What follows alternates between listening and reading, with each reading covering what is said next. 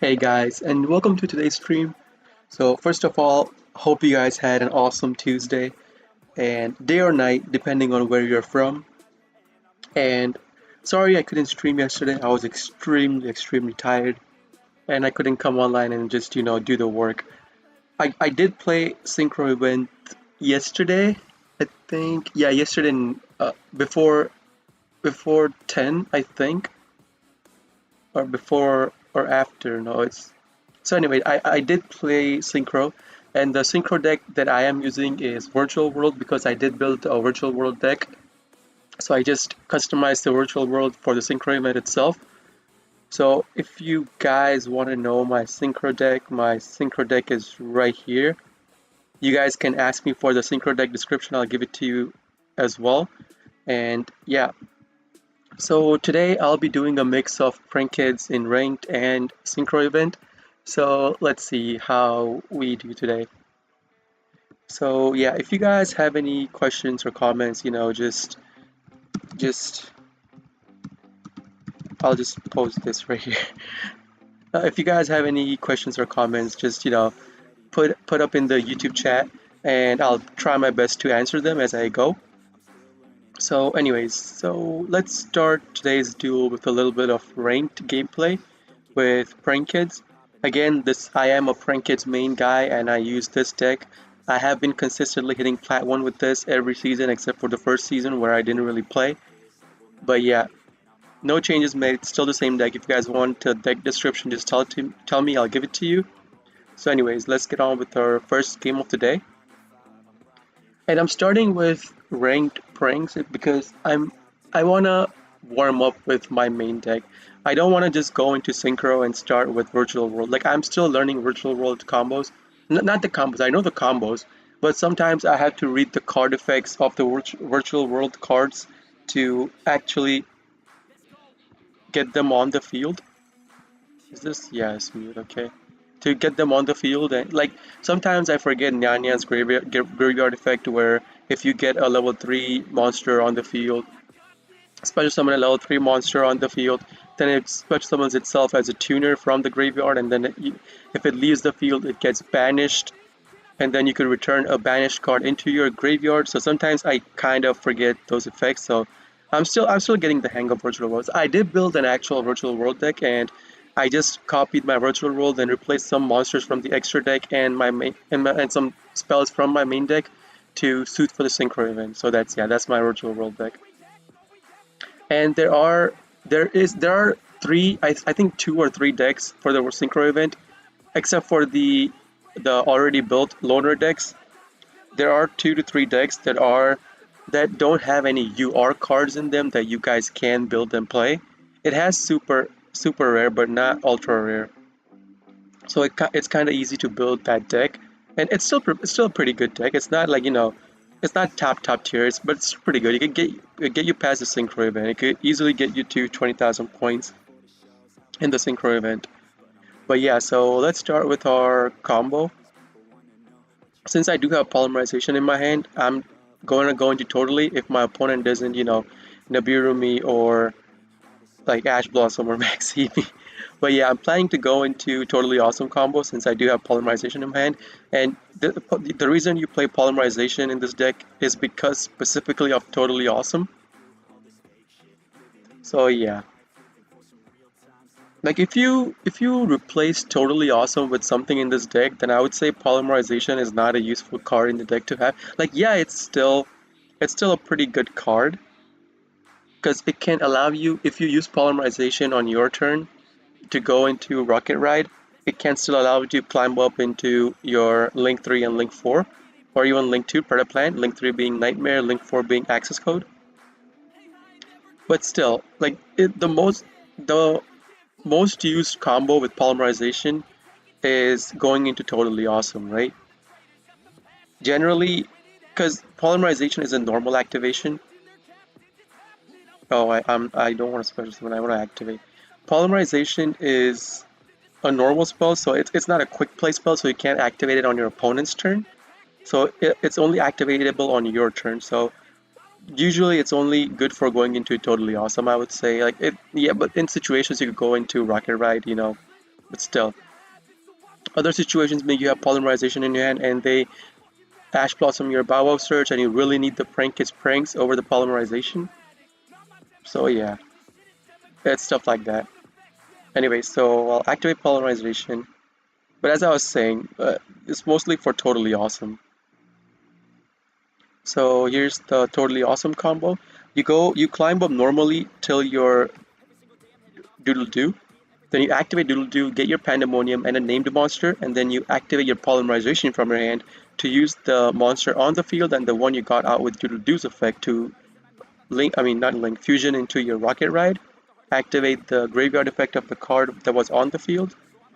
Since I don't have Thunder Dragon Fusion and I'm not gonna fusion summon again, I mean you could activate either effect, the place or the Rocket Ride as a chain link block. If you're going second, you don't want to activate Rocket Ride's effect unless you want to hit them directly in the face.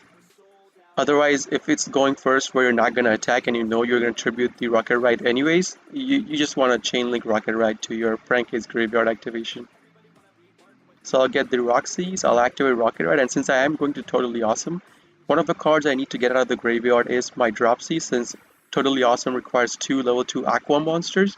The other card could be any of these, doesn't matter because we're gonna send it back to the graveyard anyways by link climbing into your Bow Wow Bark.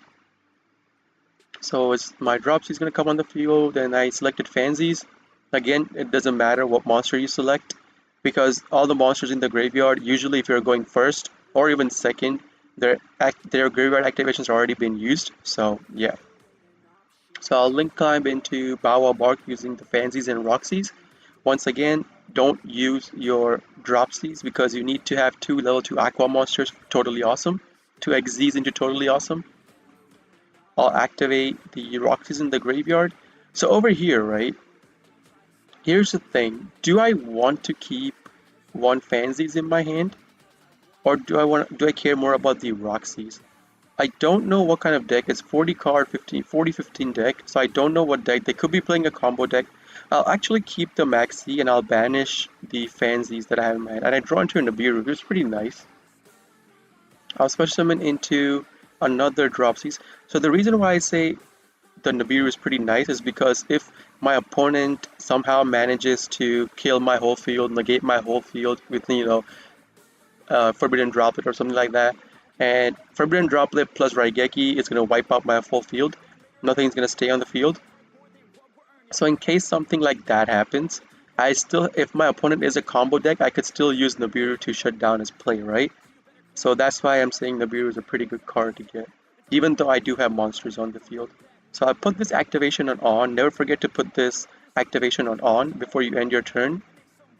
With any decks, I would say, because you want to have that activation proccing up as soon as your opponent activates some kinds of effect. If you have like an Omni Negate, Spell Trap Negate, or something like that on the field, right? So I'll get Doodle Doo, Rocket Ride, and my Roxy's. I'll leave Fansies and Lamps in the graveyard. And since I have the graveyard effect of Totally Awesome, where if I tribute it, I can get a Dropsies out. I'll have all 3 pieces I need for the Battle Builder combo.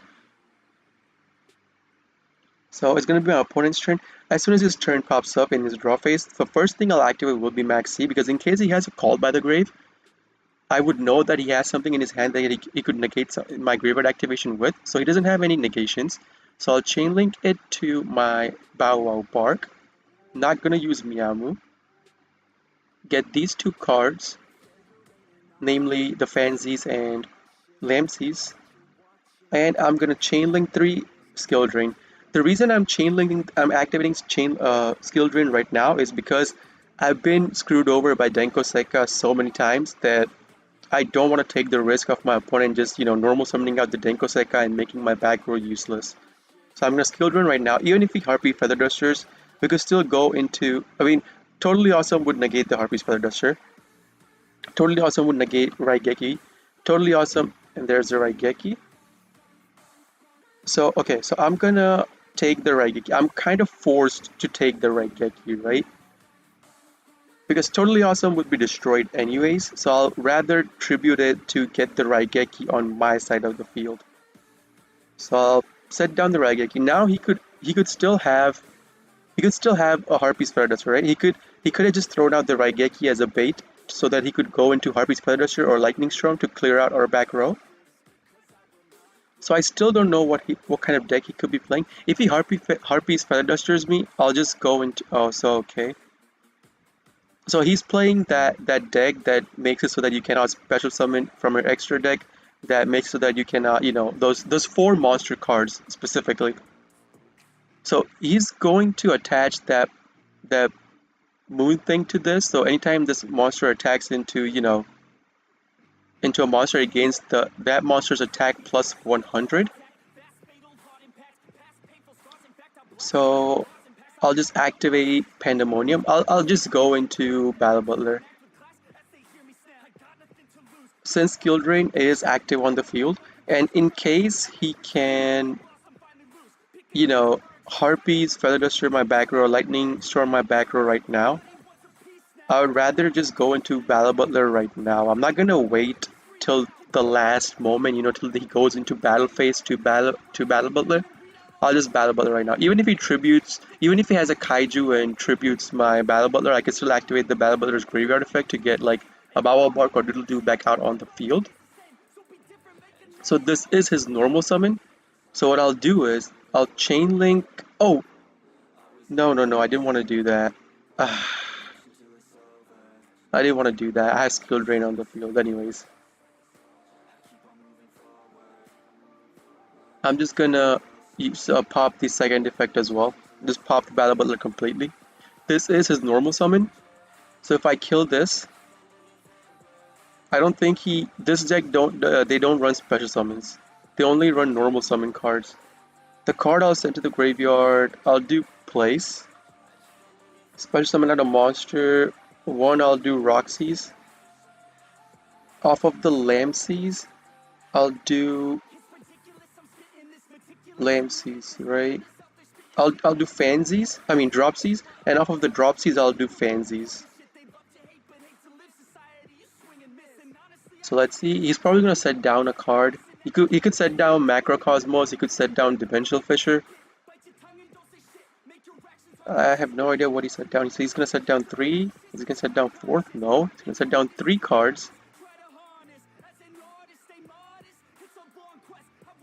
And the reason why, okay, there can only be 1. All right.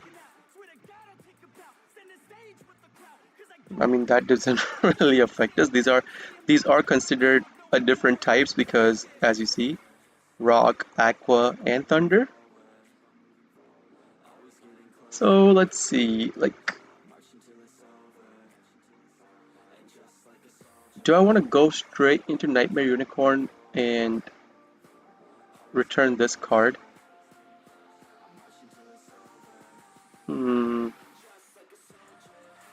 So if I go into Predaplan, I need to use these 2 cards, but Predaplan wouldn't do anything because I don't have Battle Butler. So what I'll do is I'll activate Terraforming, see if he has anything. So his back row's not activatable on the search itself, so there is no Solemn Judgment. I can safely assume he doesn't have Solemn Judgment, or he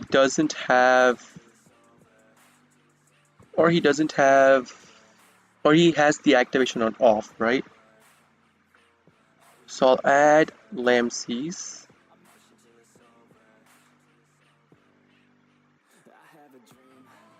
But if I normal summon, he could have a Torrential Tribute, right?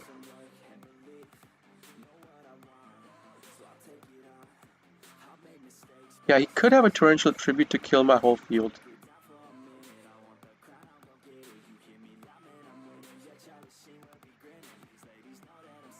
And I kinda... Doodle Doo is considered wind. A Thunder Link effect.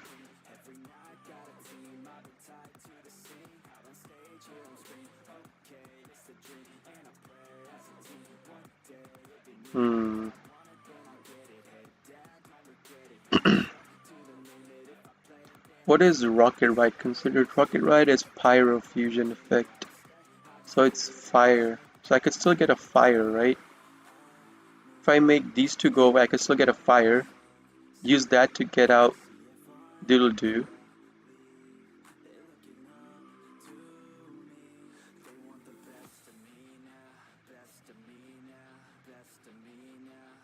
Okay, so I'll just attack him with 2500 first. Yeah, and it's a Storming Mirror first, okay. I was assuming it would have been something like that. I was half expecting a Mirror Force card. Okay, so what I can do? What can I do? Can I could go into Meow Moo since I don't have. So I'll start Link climbing first. See what he does with the Link climb. So this doesn't stop us as long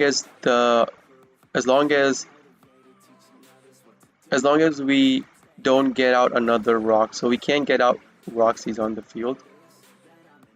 So I'll get Fansies, Lamsies from my deck. Go into my Doodle Doo.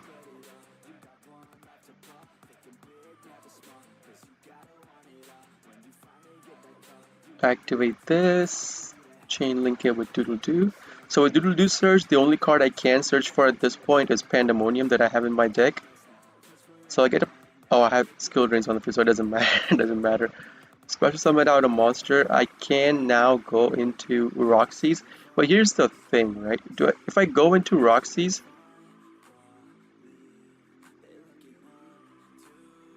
I mean, yeah, right? Because once I activate this card and get like one of the cards I want back is Battle Butler, the other one I want back is Pandemonium. The other card I'll get will be Battle Butler. Okay, so if I okay, so it's a thunder effect, right? Predaplant is a plant. So how many copies of 1, 2, okay. I can only set this, I can only summon this card. How many copies of Dropsies do I have? 1, 2. So I'm kind of conflicted. Like, do I care more about the burn or the heal? I care more about the burn at this point, right? So I'll normal Dropsies, go into Predaplant, and with Predaplant's effect, I'll go into Thunder Dragon Fusion. Oh, skill drain's active on the field. Oh no! I keep forgetting skill drain. Oh well, whatever. I'll just discard the Thunder Dragon Fusion. No, it's gonna okay. No. So I'll activate this and go into my weather washer. So in case he has something right there set up, he cannot activate it on battle phase. I'll activate Roxy's and I'll boost up my monsters by 500.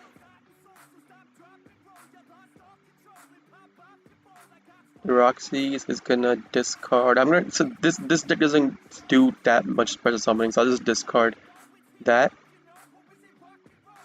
And I'll just end my phase, which will prompt the Prank Its Pranks. And the cards I want to get are 2 copies of this and 1 copy of. Do I have 2 Doodle Doos? No, right? So I'll get 1 Bow Wow Bark off of that. Not gonna Ash Blossom my own thing. Okay, so I'll put this on off for now.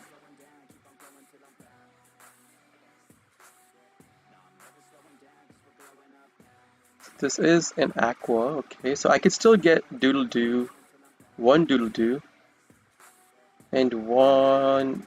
I want to get Dropsies, and there's the other one. And there it is, Moon Mirror Shield. That's the card I was talking about. It gives the monster, any monster that's attacking the other monster, so it gains attack or defense, whichever one's the higher. It gains that much attack or defense plus 100. So, oh my god, okay. Since I didn't have this I forgot to do that. So my weather watch. Oh man, first game of the day always. For anytime first game of the day, I always do this kind of things. Anyways, that's still not too bad. I'll just Raigeki. I'll use his Raigeki to pop his board.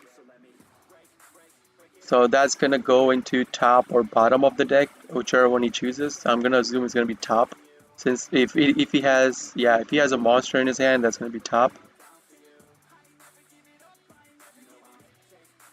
Okay, so how many Meow Moo copies? I still have one Meow Moo copy, right? So I'll start Link climbing. Oh, Meow Moo is a rock monster. And I can't bounce because skill drain's on the field. Okay, so I'm kind of forced to use Instant Fusion. No, go into Rocket Ride.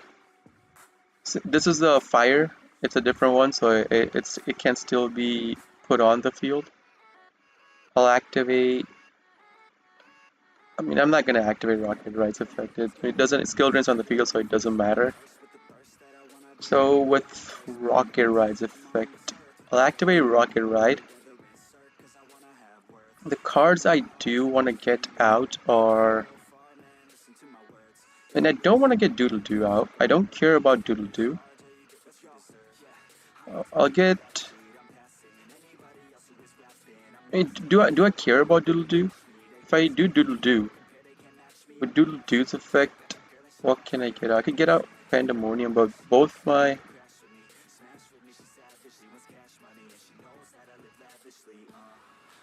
Actually, no, I do care about the Doodle Doo. I do care about the activated effect of Doodle Doo. So here's why.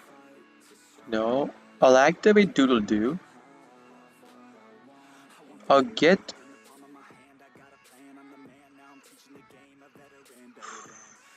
Weather Washer and okay, so here do I want to get Lamb Seeds or Pandemonium? Like I'm kind of forced to go into Pandemonium, right? Because I don't have Pandemonium in my hand. I want to use Pandemonium to go into Weather Washer this turn or on my opponent's turn. And I need to get one Meow Moo because I'm kind of out of Meow Moos. Yeah, I'm out of Meow Moos, so I need to get one Meow Moo back to actually start Link climbing. Okay, so it's gonna be 3,500. I can hit him this turn. I'm gonna set down the Pandemonium. No. Go into battle phase. No. I'm gonna. No. No. Bump him. No. No. Bump him in the face for 35. And then end my turn. No. I'm gonna activate the Prankist Pranks. No. I'll activate it. So Rocket Ride is one of the cards that I do want to get back. The other one will be Lamseys. The Doodle Doo. Oh, and the last one has to be Meow Moo because I don't have any more Meow Moos left to actually continue Link climbing. Another Ash Blossom. Okay. So let's see what he draws. I mean, what he's gonna draw into that spell card anyways, the spell equip, because that was on the top of his deck. So here's the thing: if he has a monster, like it's really hard to out that card when he does have a monster. So I'll just activate Pandemonium right now. Wait, what? I can't go into. Okay. Oh, I had an aqua on the field. Oh, I had an aqua on the field. That's why I can't go into Weather Washer. I was thinking, why can't I go into Weather Washer? Oh no. Oh no. I was thinking, oh, I shouldn't have gotten dropsies. Oh man. I keep making small mistakes like these that cost me the game. I'll banish one of the ash blossoms. Do draw into dropsies, okay. Special summon the dropsies. And okay. I'll put this on off, so now I'm left with 8 seconds, so it doesn't keep prompting me over and over. So I didn't use Harpy's Feather Duster yet, right? Yeah, so I need to draw into a Harpy's Feather Duster to out this card. Yeah, he's gonna kill our Rocket Ride. That small mistake of me forgetting that Dropsies was the Aqua on the field and I couldn't draw. Oh, Raigeki, nice. My own Raigeki. Me not being able to go into Rocket Ride. That small mistake did cost me. So I mean, at this point, it's game over because I do have enough on the field to just outright kill him. And that's just game. I'm just gonna go into attack and just kill him. I'm not gonna wait. Like I did make solid 3 or 4 mistakes, not gonna lie. I did make mistakes, but so if, again, forgive me, it is the first game of the day, so the gears in my mind are gonna take a game or two to start crunching. So anyways, it is that, lock your opponent out of everything. Like this card is a Macrocosmos. Any card sent to the graveyard is banished instead.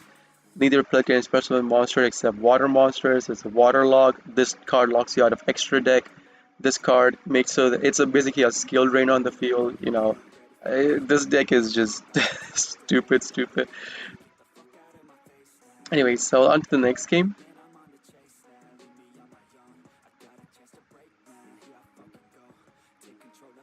So I did make. I gotta keep card effects in the back of my mind. Like that special summon dropsies from the graveyard really killed me. So in my mind, I had that because as soon as I did the dropsies and my pandemonium wasn't activatable on that turn itself, I kind of figured that, since there can be only one is on the field and the oh man, it's this deck. It's the Cancer Nurse Burn DD Dynamite. Oh man, it's DD Dynamite. Come on. So, anyways, I kind of had that thought in the back of my mind when that happened, but as soon as the turn flipped over, I completely forgot about it. He said 2 cards. So from these 2 cards, okay. So I don't know why he gave me the reload and the hammer. I'm guessing if he started with a bad hand, he shouldn't start with that, right? He should start with recycling the cards and then doing that. So it was the it was the Cancer deck. Like if you see this card, the Performapal Popper Up, if you see Reload, if you see Gold Moon Coin, I mean, if you see, I mean, this card is after they start doing their stuff. But if you see like this Magical Mallet, if you see Into the Void, if you see the Pot of Duality, I can't say. Like if you see Cup of Ace, like they're playing this Cancer deck. There's no going around it. My opponent probably messed up his combo or self imploded on himself by doing the first card play. But anyways, he chose to just scoop, so I mean that's fine with me. I hate losing against that deck because that deck it requires no skill for you to play it. There's no, yeah, you're like if you go first, you kill your opponent, that's it. You just play that deck to ruin someone's day. That's about it.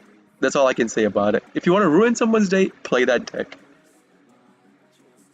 So my opponent is playing Altergeist. Altergeist doesn't special summon much, but I mean, he's probably gonna set a card and pass now since I max seed. If he doesn't negate the maxi, okay?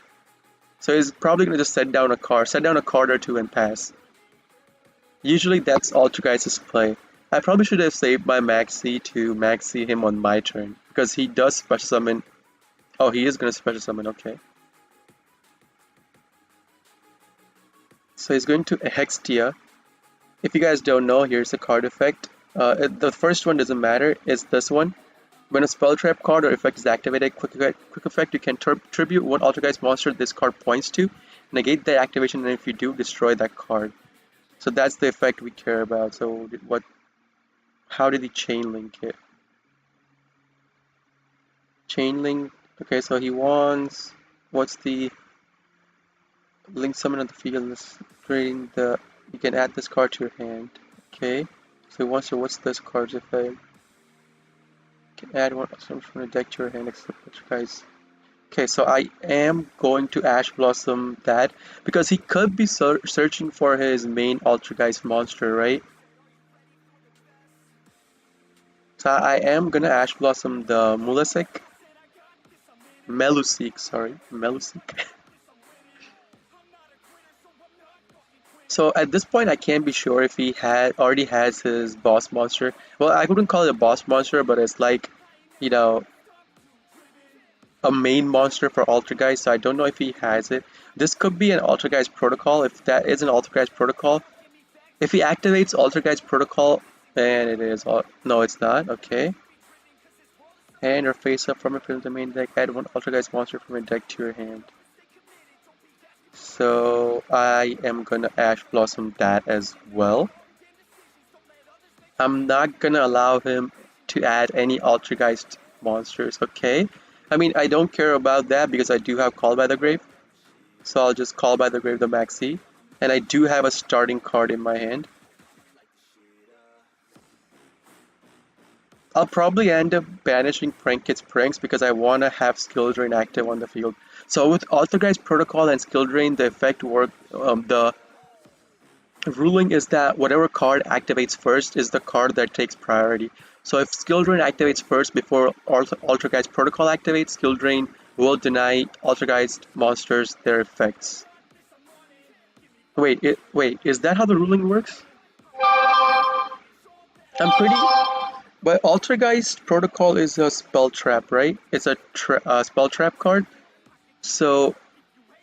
Ooh, okay, so now... So if you guys know, let me know.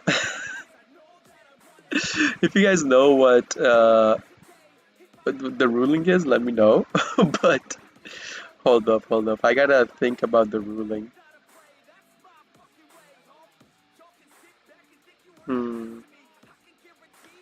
So, do I want to banish Skill Drain or banish Pranks? Let me... Hold up, let me Google that real I gotta Google it.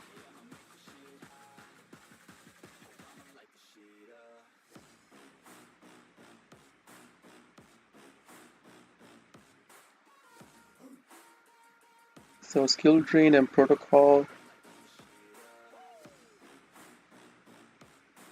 Does Altergeist Protocol...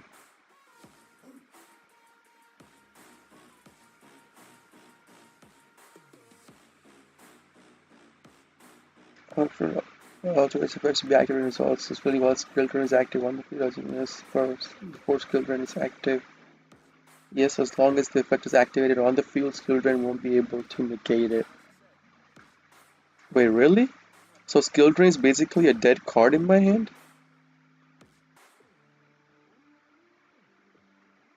A turn later, my opponent activates Altergeist Protocol. Monster's effect or negated, its effect can still be activated.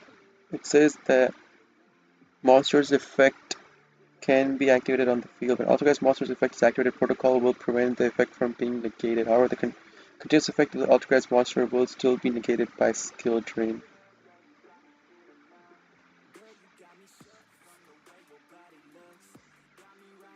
This protocol doesn't say effects cannot be negated. It says right in the specs that it only prevents effects that are active from being negated. Okay, so once he gets Altergeist Protocol,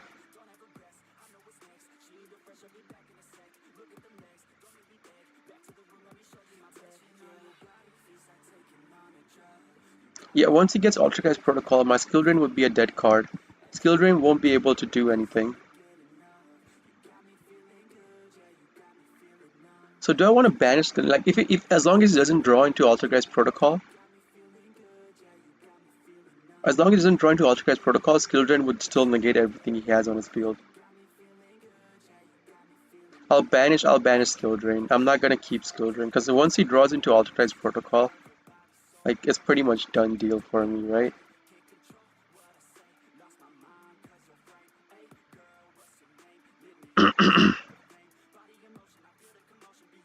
I'll go into my Doodle-Doo. So this is going to be a standard one card combo, and for the one card combo you kind of need the pranks. So that's why I kept the pranks and banished the skill drain, because I'm kind of playing greedy, right? Yeah, I'm kind of playing greedy, because if he doesn't get Altergeist Protocol, then skill drain is really useful to be on the field. But I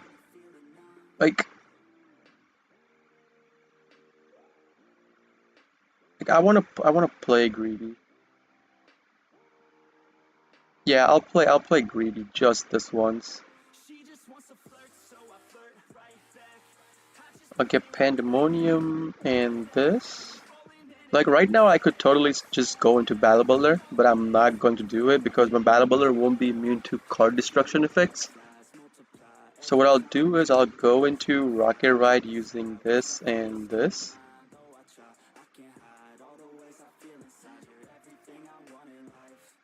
I'll activate these two cards.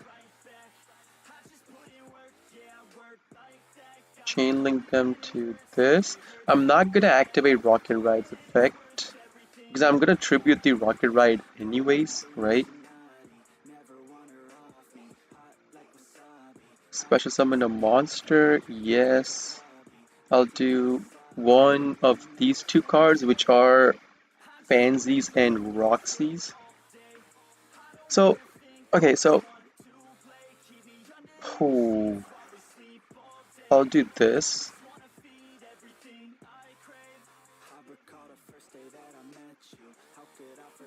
Activate this to lower this card's attack. So does it have a graveyard activation? Add one Altergeist card from your deck to your hand. Okay.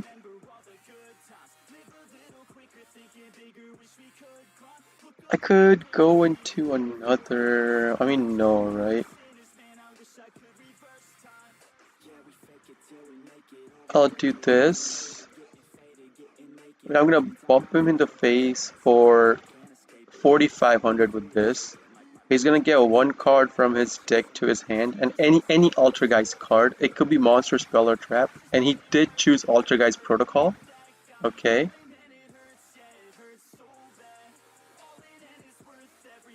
So I'll go into main phase 2.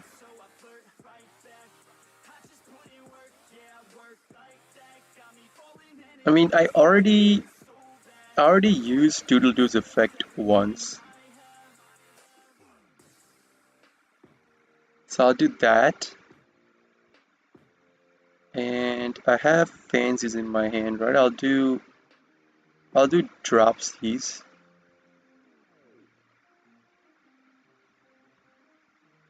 Okay, and then I'll do this. I mean, here's the thing, right? Do I want to go into Rip Roaring Roaster? Because I do want to clear out his back row as soon as he sets it. But at the same time, I do want to keep monsters on the field.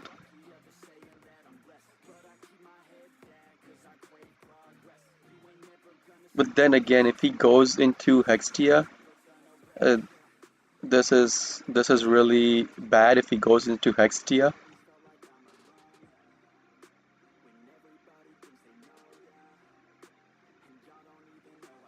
No, right? I'll play greedy. I'm not gonna do it. I'll play greedy and hope that he can't get rid of the cards that I currently have on the field. So what does this card do? Once per indication for one, because card from hand or face up from field into the main deck. Add one Altergeist monster from your deck to your hand.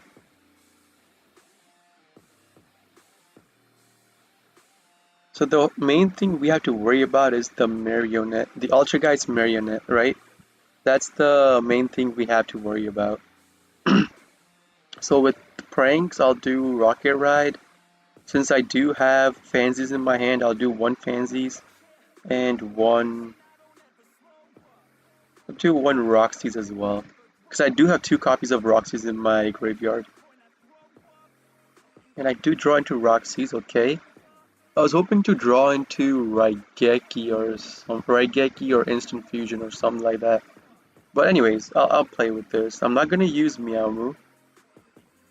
I'll get 1 and 2. Okay, so I successfully got the Pandemonium and my Lampseas out. So these 2 cards are still like, I have 4 cards in the field with 2 being monsters. I don't think with just, I mean, he could theoretically, because with using this card he can just, you know, use this card on this, get Marionette. Okay, so he's going straight into battle. Oh yeah, I forgot that card can attack directly, and then its effect is gonna proc. Okay, target one card your opponent controls, send to the graveyard. So it's not destruction. So he's probably gonna choose my Doodle-Doo. He could choose Pranks, yeah. I was gonna say he could choose Pranks, because Pranks is the card that recycles your cards. It's one of the main cards to in a grindy game. So if you go past turn 3 or 4, Prank Kids Pranks becomes really important to grind out your opponent's deck. And with this deck, I only run 1 Prank Kids Pranks. I'm kind of thinking of bumping it up to 2. So he did get the Marionette from that, but yeah, that's the thing. I'm kind of thinking of bumping it up to 2 because of the fact that, you know, what I was saying, sometimes people destroy that card or banish that card, and it gets really annoying really fast. So he did activate the Altergeist Protocol. The indicate the activation if you do destroy its effective Altergeist Protocol once per turn. Alright, he's gonna Maxi and I mean not Marionette, the Multifaker, my bad. The Multifaker. Scotch Rather against special summon 1 Altergeist monster from your deck in defense position, except Altergeist Multifaker. Yes, special summon monsters, the turn you activate this card. Effect, except Altergeist monsters. So I still have Harpy's Feather Duster, as long as it's not a spell trap negate. To the hand, they target 1 card your opponent controls, return to hand. If this card is in the field of the graveyard, you can target 1 Altergeist trap in your graveyard. Add the card to your hand. Okay. So he's gonna bounce my Doodle-Doo. Okay. So now I'm just gonna Harpy's Feather Duster his back row. Like I hate Altergeist Protocol because it makes Skill Drain literally useless. Skill Drain is your floodgate and it makes it useless. Okay, so I'm not gonna use Pandemonium just yet because Pandemonium does lock you into Prank Kids cards only, and I have enough gas in my hand to outright OTK him this turn. Okay. Control an Altergeist card, you can special summon this card from your hand, and if you do, negate that attack. If this card is special summoned, you can target 1 face-up card your opponent controls, negate the effect of that card while it and this monster are face-up on the field. You can return. He already used this card's effect, right? You can return 1 Altergeist monster you control to the hand and target 1 card your opponent controls to the hand. If this card is into the field, you can target 1 Altergeist trap in your graveyard, add that card to your hand. So trap in his graveyard. Okay, so I'm not gonna use Pandemonium. I'll start Link Climbing. And I know both the cards that he has in his hand. One is the Quanquery and the other, oh, he has Maxi. I forgot about Maxis. Okay, so he already used Multifaker's effect. He already used I mean, as long as I don't go into attack phase and attack that card, Quan Query is not activatable from the hand. So at this point, all I have to worry about is Ash Blossom and Nibiru, right? Yeah, all I have to worry about are Ash Blossom and Nibiru. My Battle Butler is still in my extra deck. So as long as I could link climb into access code, this is basically game over. Like if I link climb into access code and he doesn't have a Nibiru in his hand, I could just pop this and this.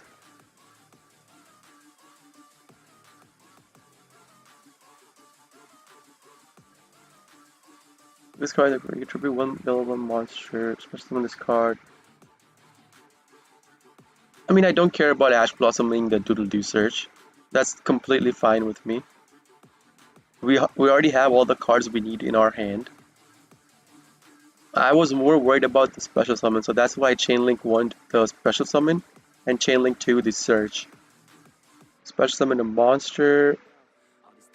I'll do Dropsies. No.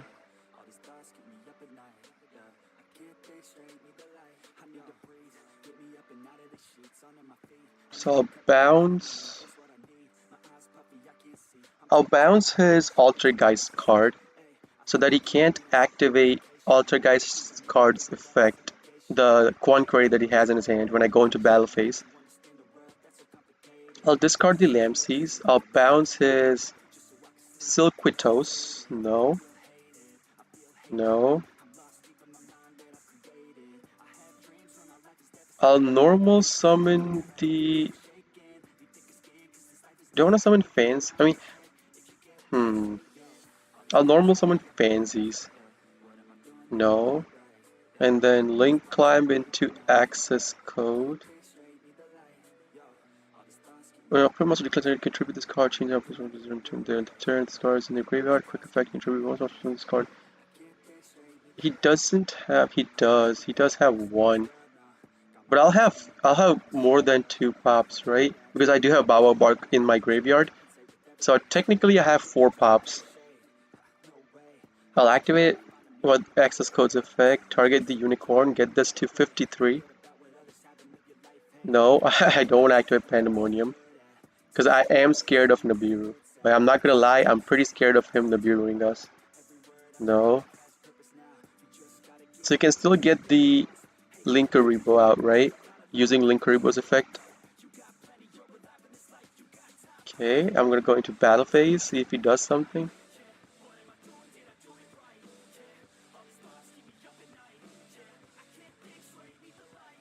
Means he's still okay, so he's gonna choose to just give up. Does he have a battle phase ender? Oh, that's gonna. Oh man, I should have. Yet imperm. Like I was scared of him drawing into a Nibiru. That's why I didn't go into Rocket Ride. That one extra card could be the difference between, you know, like winning the game and losing the game. I was trying to play it safe.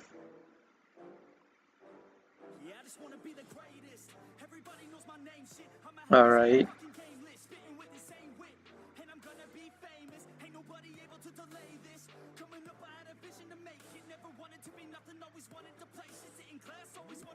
Oh man, if I had gone into Rocket Ride and him, if he didn't draw into a Nibiru, then maybe like that would have been game over for sure. But I was trying to play it safe. I mean, okay, you're gonna imperm the you're gonna imperm the access code again. Like I can't use access code's effect on my turn. But okay. And once access code is impermed, like the attack can't get bumped up to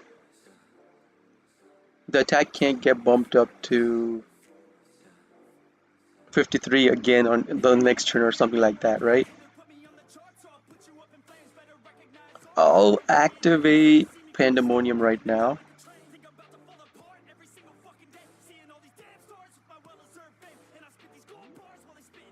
I'll go into my Weather Washer. Since it is my opponent's turn, you never want to go into Rocket Ride on your opponent's turn. On your opponent's turn, when you use Pandemonium, you always want to go into Weather Washer. On your turn, generally, you go into Rocket Ride. But sometimes, if you're scared about your opponent activating their back row during battle phase, back row being, Mirror Force cards, or, battle phase ender from their back row, then you could go into Weather Washer, and anytime your Prank Kit's monsters attack your opponent when Weather Washer is on the field during battle phase, your opponent cannot activate any set cards they have in their back row. And that only applies to Prank Kit's monsters. If you take access code and you bump into your opponent, that effect is not going to apply. Your opponent can activate their back row when you do something with access code or Nightmare Unicorn. So keep that in mind.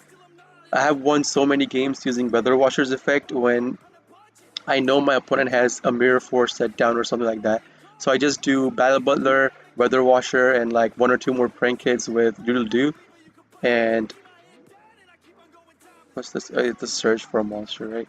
And yeah, and then their Mirror Force is basically becomes useless. So yeah, always keep that in mind. Weather Washer is a really good utility card when you're worried about your opponent's back row being something like Mirror Force or something like that. Any Mirror Force cards. Okay, so do I want to? I don't, right? I don't want to activate Weather Washer's effect just yet. And since he does have monsters on the field, he cannot imperm now. He already used 2 imperms. Okay. So he's going to go into another Hextia.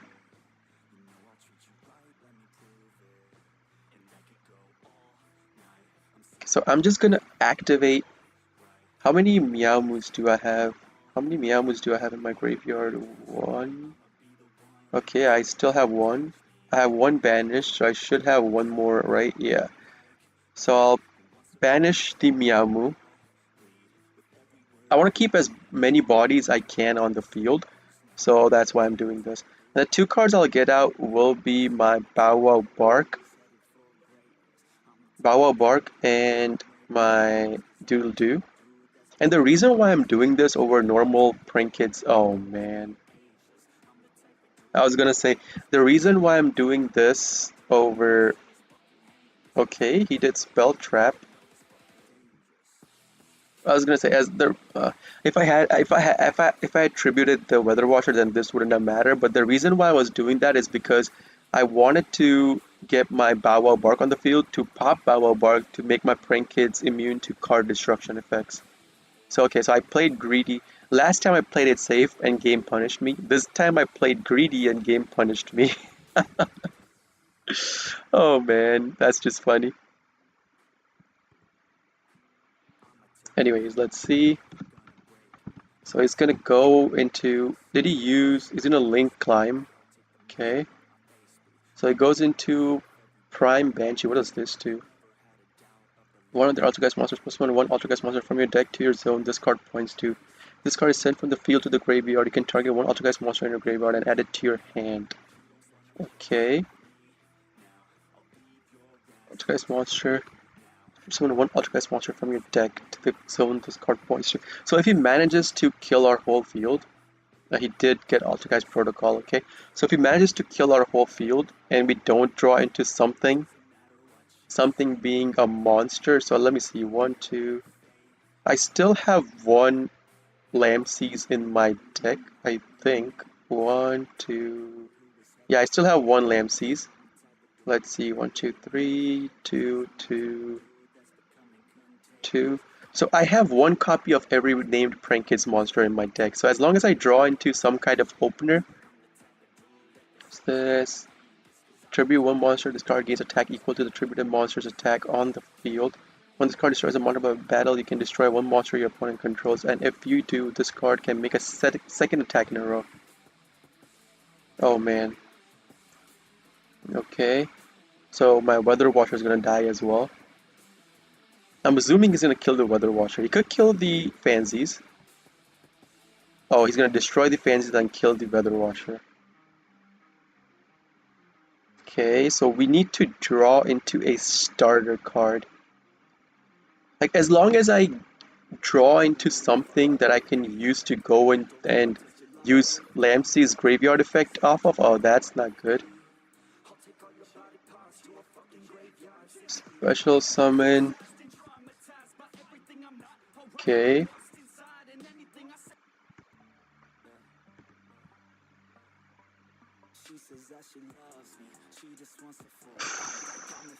Next here. And he's getting multi-faker out on the field. Man, the game really punished us. It punished us for playing safe and it punished us for playing greedy. Like, uh, that punish was so bad.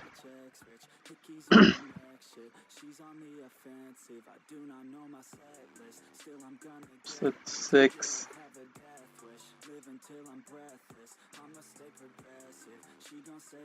Tribute one other monster's card. Its attack equal to the tributed monster's attack on the field.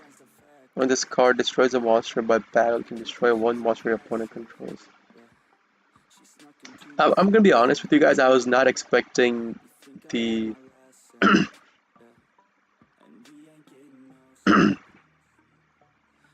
I was not expecting the Forbidden Droplet play. I gotta keep Forbidden Droplet plays in the back of my mind. But game punished us super hard for that. I don't even have Thunder Dragon Fusion in my graveyard, so I can't even use that. But yeah, that's just game. He has enough damage on the field to kill us. Like I had 2. That just sucks, man. That just sucks. I'm pretty sad about that game. I had that game in the bag, but game punished us. I was not expecting the Imperm. I was not expecting the Forbidden Droplet as well.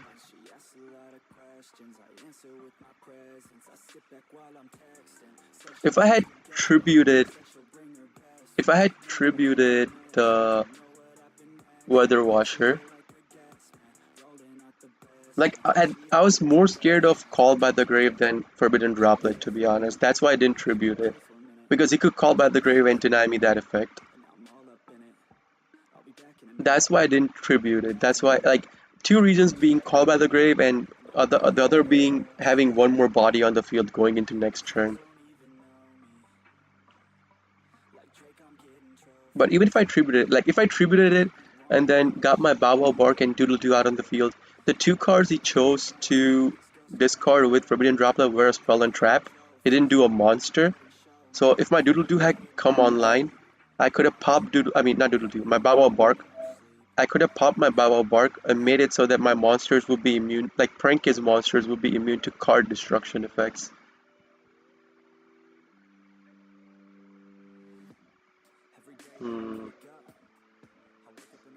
Like I have to look at my opponent's deck after this. Was he running Nibiru? Do Altergeists run Nibiru? I have to look at that. I don't know if Altergeists run Nibiru. Let me look at my opponent's deck real quick.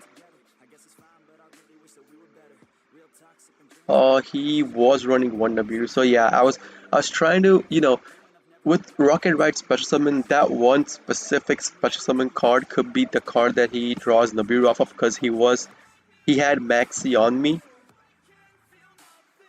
So that's why I was trying to play it safe. And that was Trap Trick. Trap Tricks, he said 3M pass, then just close the game, okay. Anyways, let's get on with the next game. As I was saying, like with that when I had access code, I could have used Pandemonium, got into Rocket Ride, but that one card could have been a Nibiru, right? And he could have used Nibiru dust and wiped out our whole field. So that's why I was trying to play it safe. And the game punished us by him drawing into an Imperm. And then I tried to play greedy with keeping the Weather Watcher on the field, and the game punished us with the Forbidden Drop. Ay. Anyways, if you guys have any questions or comments, just start typing it in the chat and I'll do my best to answer them. Our opponent is playing the Dragon Maid, the waifu deck, one of the waifu decks, the Dragon Waifu. card did he send? Parlor. Okay.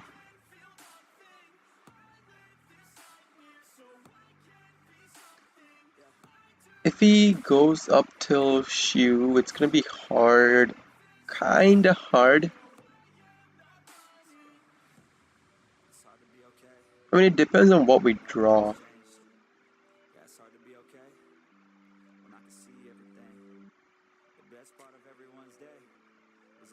Once per turn, cards into the graveyard, opponent cannot target dragon monsters to control the card effects this turn. Okay.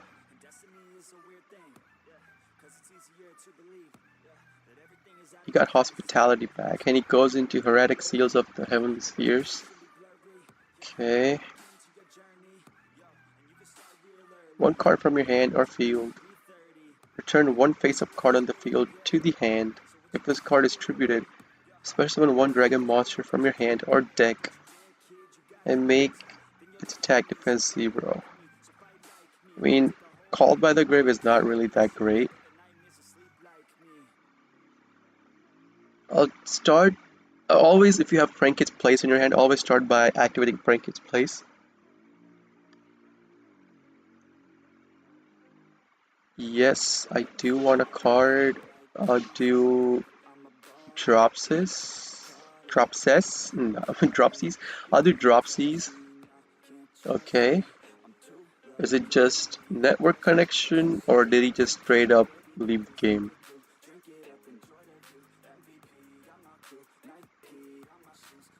Okay, since it's taking this long, I'm gonna assume he probably DC'd. Either he left the game or his connection disrupted. Because that's if it takes that long to reconnect back, then yeah. Okay, yes. Okay, I mean, I don't I don't like games like these. I like games where I have to actually, utilize my game knowledge, utilize my knowledge about the deck that I play to actually try to grind games out and win. Like that Alter Guys game. Even though I made mistakes, but still, it was a really good game. Like my opponent stuck it out. He didn't just up and leave. He didn't just scoop. Okay, so we have protection against Ash Blossom and Maxi. So I'll just start going into my combo.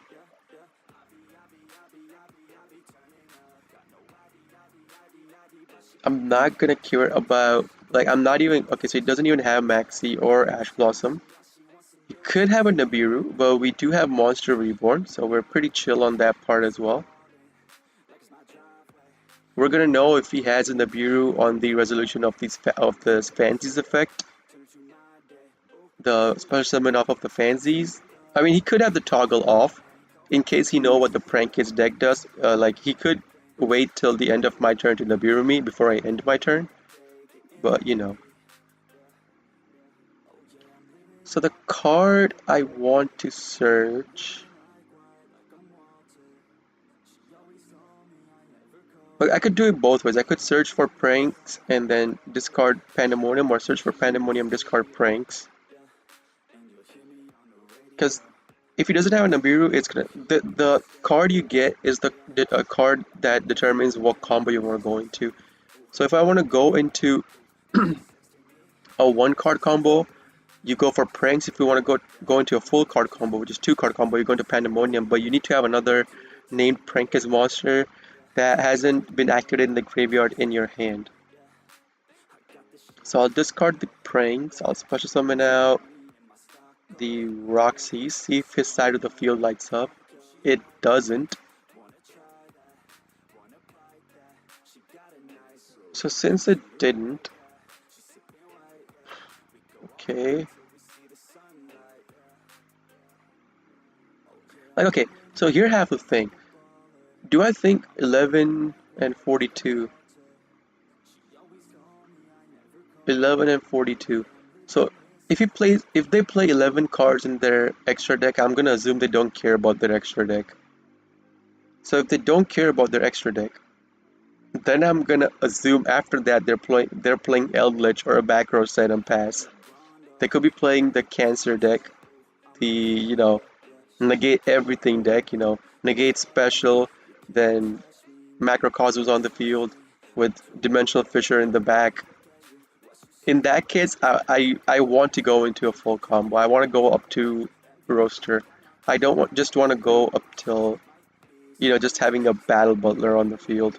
Because if this F5 pass, like Battle Butler is useless. So yeah.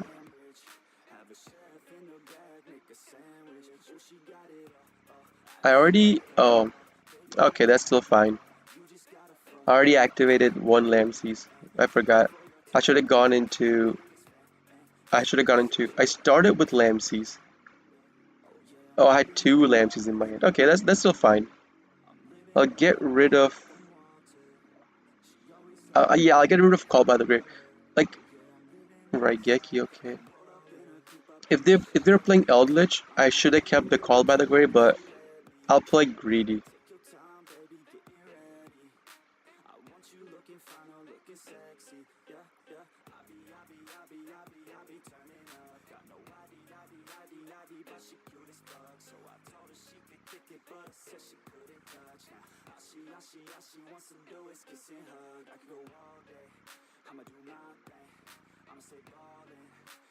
Like, I could use up all the cards I have in my hand to actually go all the way up till Rip-Roaring Roaster.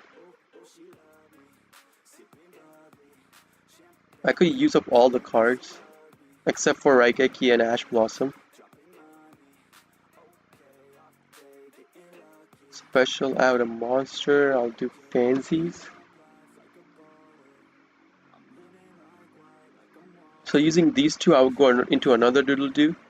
I won't get any more special summons. I'll use Rocket Ride. Okay, our opponent's looped. So the full combo would have been using Doodle-Doo. Using Bow Bark and the Fancies on the field. I go into Doodle-Doo. Then use Rocket Ride, get a Bow Bark and Doodle-Doo back out. Then use the Doodle-Doo and one Doodle-Doo that I had on the field, another Doodle-Doo that I had on the field, go into my Rip-Roaring Roaster. So I would have a Roaster and Bow Bark on the field, and using Monster Reborn, I could get one Prankist monster that I needed for a Battle Butler combo back out on the field. So that would have been full combo. So let's see what kind of deck our opponent was playing.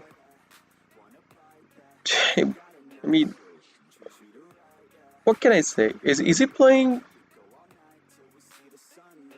Chaos Max? Chaos Max deck with, okay. Sure. Like, I rarely lose against Chaos Max Blue Eyes decks. I almost never losing. The decks that I lose against most often, I've run into 3 or 4 Altergeist so far, and the closest match against Altergeist was the last match, or the match I played today. That was the closest I came to winning against an Altergeist. Another time, I got an Altergeist down to 500. This time it was down to 2. Another time it was down to 500. Another time I drew into a brick. And I don't think I played more than 3 times. I think it's 3 times. So I've lost all 3 times against Altergeist.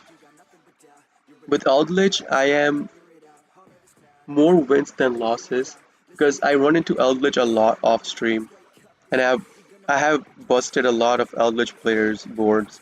So against Eldritch, that's fine. Against Chaos Max, I'm almost like 100% win rate. I have never lost against the Chaos Max. Then what else?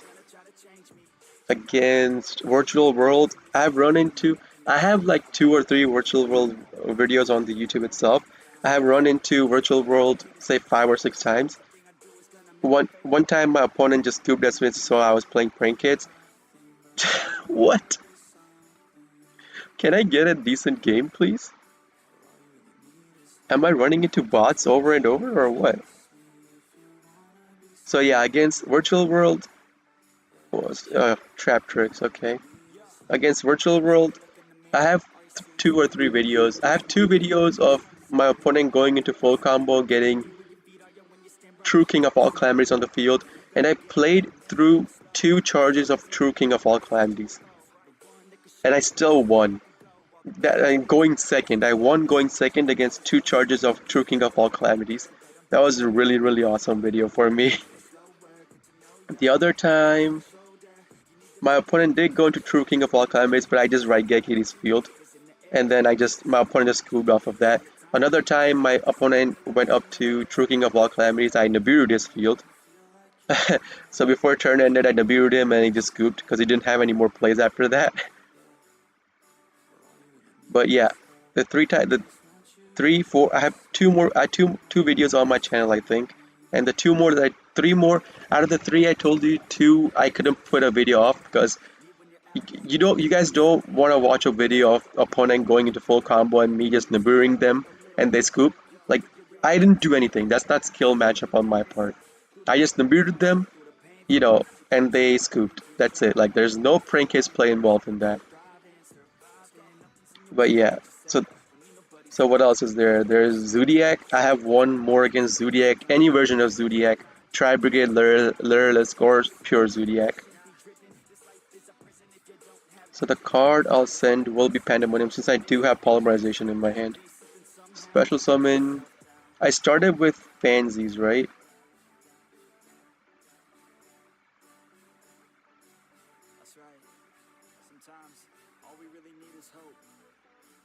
I'll actually do a one card combo. I'm not gonna be greedy. He is playing 41 cards deck. 41 with 15, okay. I'm not gonna be greedy and go into a full combo. Anyways, as I was saying, Zodiac Tri Brigade, Bird Up Tri Brigade, Pure Tri Brigade. I have more wins over losses against them as well, like 60 to 70% win rate against them over the course of 20, 25 games. I have played against, was it Bird Up? I think it was Bird Up Tri Brigade. The Bird Up Tri Brigade I played against, we both almost decked out. Like my opponent had like 4 or 5 cards left in his deck. That's how far I played against him. And it came down to a point where I had Nibiru on the field. My opponent had that Ancient Warrior on the field that bounces a card as a quick effect. And he used that card to bounce my Nibiru. And so Nibiru would have been bounced into my hand. But he had already summoned, my Nibiru had already seen him summon a special summon 4 or 5 times, I mean more than 5 times already. So as soon as he bounced the card, I just Nibiru'd his field and he scooped after that. So he had 3 or 4 cards, I had like 5 or 6 cards in my deck. We both almost decked out. That was an insane game against that. Anyway, so I'll just get back with my play again. So this is gonna be a totally awesome combo. I could literally go into Battle Butler right now, but you never do that. So I'll use the card that I got back. One of the cards was Dropsies, so I'll use Dropsies, and the other card would be the Lamseas that I have on the field because you want to keep the 3 cards for the Battle Butler combo in your at least one copy of the 3 cards in your graveyard in case you ever want to go into Predaplan Verte Anaconda and use Verte's effect to discard Thunder Dragon Fusion and then go into Battle Butler using that. And since this is turn 1, I'm not going to care about the first effect of Rocket Ride's activation. I can lower its attack, it doesn't matter to me. What other deck? Dinos I win more than I lose. So far I have run into say 7 or 8 dinos. I have like four videos for dinos on my channel itself. And those are all wins. Yeah, what else? Like tell me what else. What are what other decks you think that I like? Top tier decks. Top tier are Virtual World, Zodiac, any version, then your Eldritch. I mean, even I would say against Shaddoll, right? Any version of Shaddoll, like Shaddoll Dogmatic I invoked Shaddoll, or Pure Shaddoll, I have way more wins over losses. I would say 60, like high 70%, like 78% I would say. So that doesn't mean, I know they have, like the only annoying card to play against is Winda because Winda is basically like a summon limit. and it can't be destroyed by card effects. So it's annoying to play. If they go first and get wind out, it's kind of annoying to play against it, yeah, but you can still play around it. Did I ended up using, oh man, I was talking and I ended up using Dropsies. Oh well. I mean, that's fine, that's fine. I ended up using Dropsies unconsciously. um,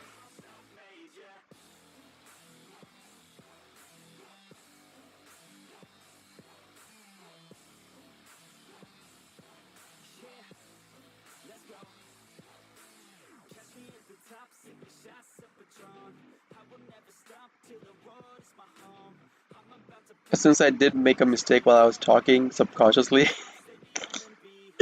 that's fine as well. I'll just use Predaplat's effect to, go into Battle Butler.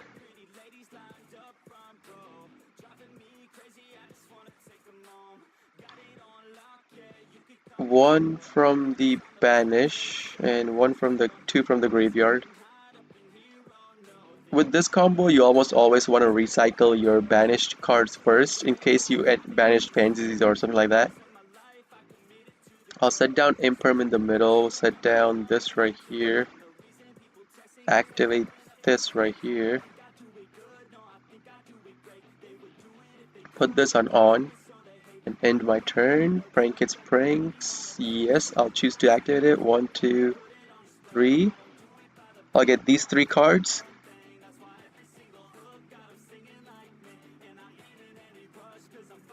I mean, yeah, sure.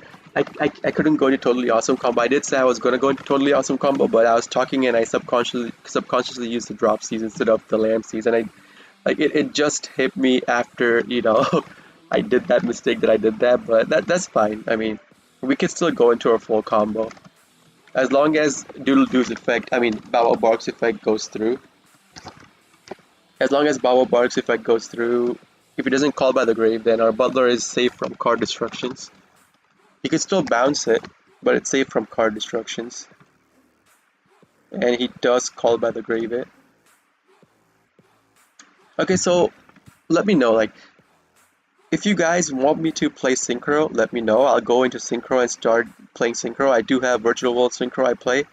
I could even play the loner decks that they give you. I could show you guys how the combo works. It's pretty easy. It's not something, hard to pick up. You just start with one card. Our opponent is playing, okay. Our opponent's playing Adamantivators.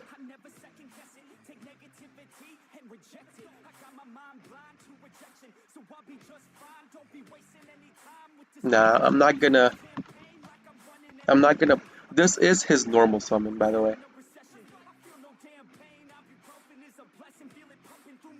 Okay. So I'm gonna use one Butler Pop. I'm gonna use one Butler Pop right here. Because this is his normal summon. So if he doesn't have any other cards that he can special out on the field, then his play is basically dead right here. Okay, let's see if he uses Seekers. Okay, if he used it, so I'll just imperm this. I'll imperm his Seeker. No. I probably should have popped it as soon as it came on the field, right? Yeah, I probably should have popped it as soon as it came out on the field.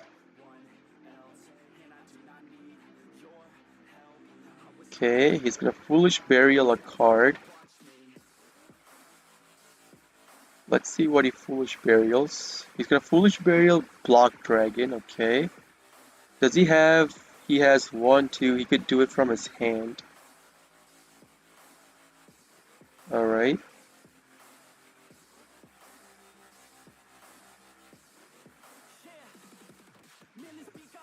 So it's gonna special out the Block Dragon.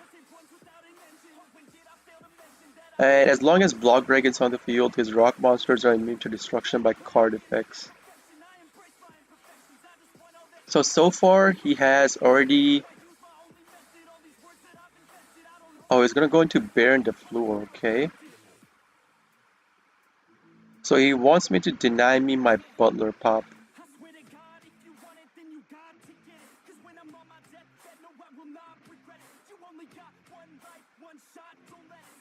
So since he wants to do that, I'll activate Pandemonium. See if he denies me my Pandemonium. If he denies me my Pandemonium, then my Battle Butler is going to be online. So he's not going to deny me my Pandemonium, okay? So I have to know, he already activated his Seeker. He hasn't activated his Researcher or Analyzer yet. I'll do 1.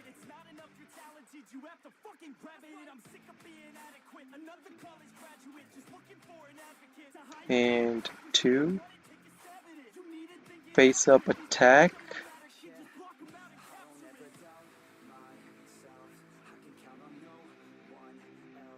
See if he does something with it. Okay. So he got Seeker, Researcher, and he's gonna get Gigantes as his third card. Because that's the usual stuff you get with the Block Dragons. Gigantes, Researcher, and Seeker. He already used Seeker's effect, so he can't excavate using Seeker, but he can still special out the Seeker. So I'll do this. I'm not gonna activate the Roxy's because I do kind of want to keep the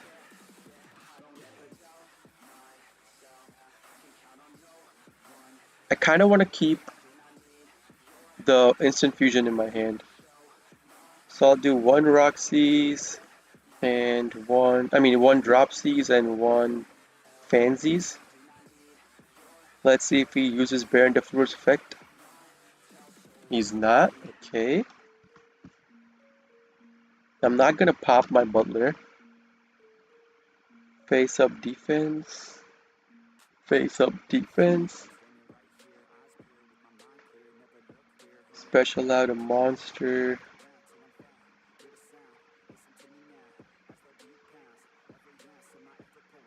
I'll do another Fansies. No.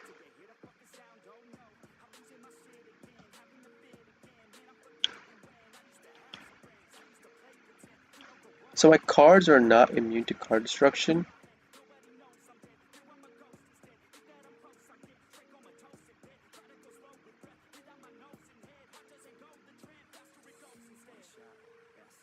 Okay, so I'll activate Butler. He's gonna deny me my Butler's pop as well. I probably shouldn't have activated it, right?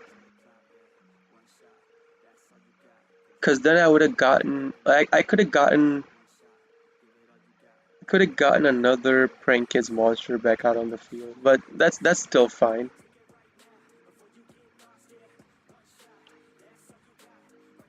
So he's gonna summon out his Gigantes. Special out the Researcher. He can still search off of the Researcher. Cross out. No, no, no, no.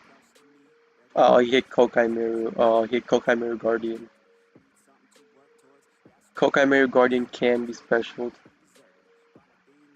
So if you don't know how Adamanticipators work, Adamanticipators basically work by, you basically get 1 card out, you use it to excavate the top 5 cards. If you hit any rock monsters level 4 or lower that are not tuners, you could special them out on the field.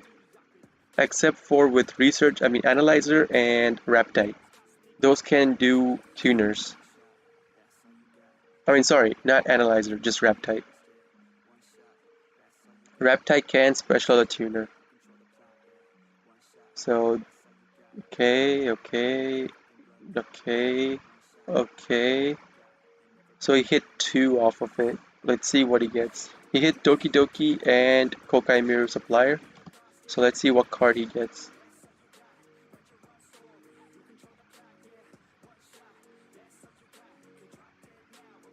Okay. He did hit Nibiru, but he wants to get Nibiru on the field, I guess. Usually, because Nibiru is basically a dead body on the field. Nibiru can't do anything, because it's a level 11. You can't use this to synchro or something into any other card. So usually you get like a supplier, so because once supplier sees card and a rock monster go off of the field, oh man, okay, he's gonna, how many cards did he hit? 1, 2, 3, 4. You get. It's gonna bounce all my cards. Okay, so we get Block Dragon out on the field again. I mean, at this point, it's basically game over. I just want to see what card I draw into. If it's because he has Spell Trap Negate, Omni Negate, Monster Negate.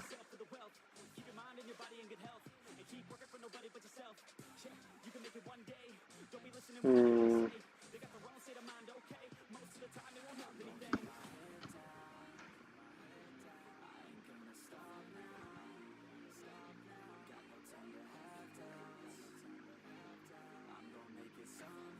How much? 3, 4, 5, 6, 7. Oh, that's game. He has enough damage. I was not even looking at the damage from the damage perspective. Like he had enough damage on the field to outright kill me. I was hoping I could go into a next turn, but that's whatever. But anyways, yeah. So that's Emancipator. The two mistakes I made. Oh, oh, that's fine as well. The two mistakes I made were not popping his Doki Doki. Because I always thought Doki Doki was a quick effect, but Doki Doki is not a quick effect. So I should have popped Doki Doki as soon as it hit the field. Second mistake was, well, just not paying attention and not going to totally awesome combo. That was like, another mistake. So we are playing against. It's Tri Brigade. He has shown us Tri Brigade, but he hasn't shown us whether it is Zodiac or Bird Up.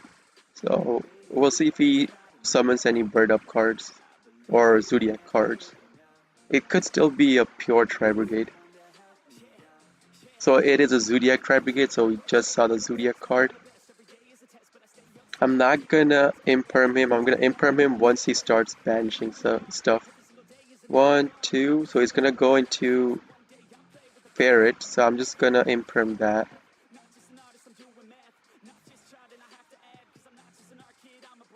See if he has a cross out. If he has a cross out, he could cross out the imperm.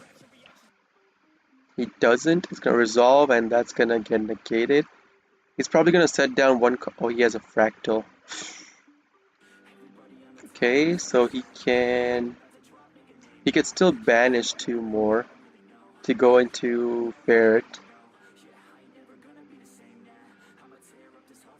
Ferjit, sorry. Oh man. Okay. Ram, okay. So it's probably going to stop. He could go up to Zeus. He could stop till. What's that card? Dryden, yeah. So he's gonna stop at Dryden. If you go up to Dryden, you stop at Dryden. You don't go up to Zeus. He's gonna stop at Dryden. And Apollo USA. Oh man.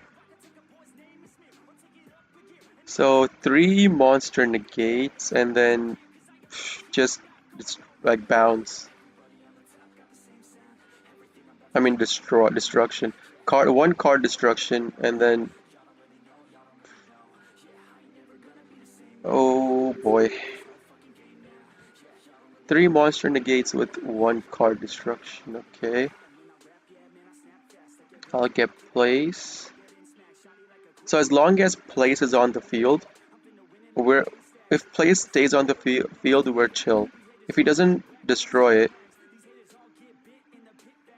we're chill because oh he is.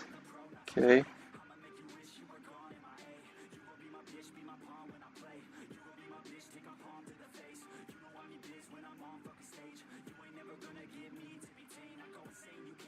And I can't activate another place because sadly that card did get activated. It wasn't negated and destroyed. It was just straight up destroyed. So I can't activate it got activated and then it got destroyed. So sadly I can't activate another place.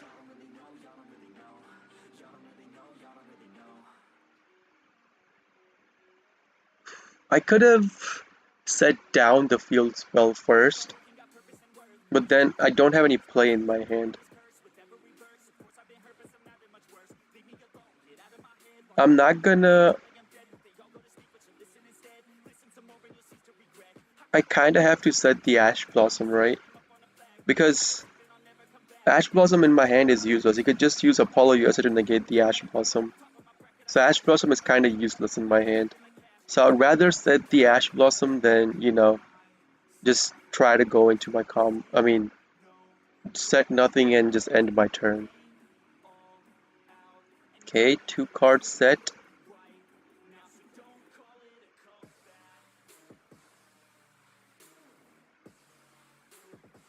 Okay, so he still has another Trident pop.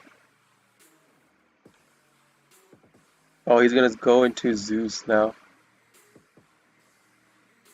So it's gonna go into a 4 material Zeus. Yeah, Chaka 9.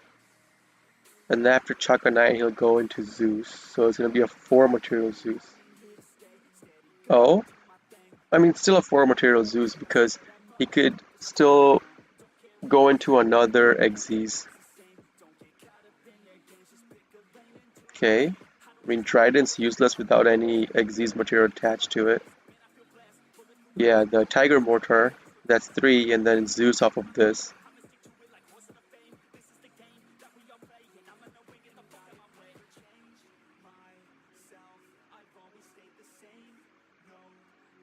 Wait, he had an attack with the Trident, right? So he can't go into Zeus. He had yeah, he can't go into Zeus because he had an attack with the Trident. Okay, so I hard draw into a Prankers, but at this point it's still kind of hard because he's just gonna pop my place. He'll just pop my place, and these 2 cards, one of them could be Revolt. Both could be Revolt. Well, let's see. He's gonna pop it with Trident anyways. Well, let's see if he chooses to not pop it. He's gonna pop it. As I was saying, as long as I had the place on the field, I could play through the first negate of Apollo USA through the place chain link. But it's like, I can't do anything. I don't want to normal out Lamses just for it to get destroyed. I'm waiting for, like, if I survive this turn, right? I know I could scoop, but I don't want, I want to play it out, see if I can make a comeback happen.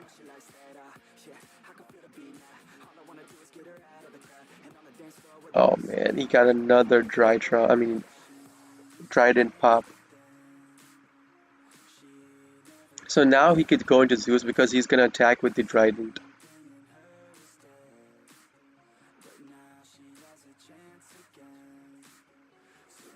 So he's gonna go Zeus with the Tiger Mortar.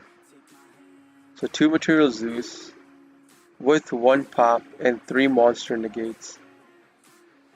Like, I would need a Raigeki to get over this board. I would need a Raigeki.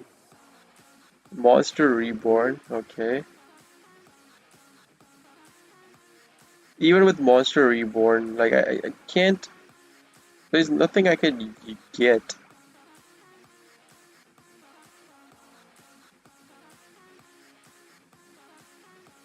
How much damage? 16, 12, 19.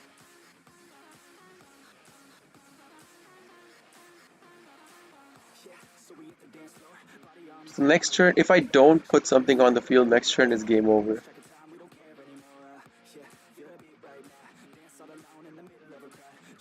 Oh man, the hand brick really killed us.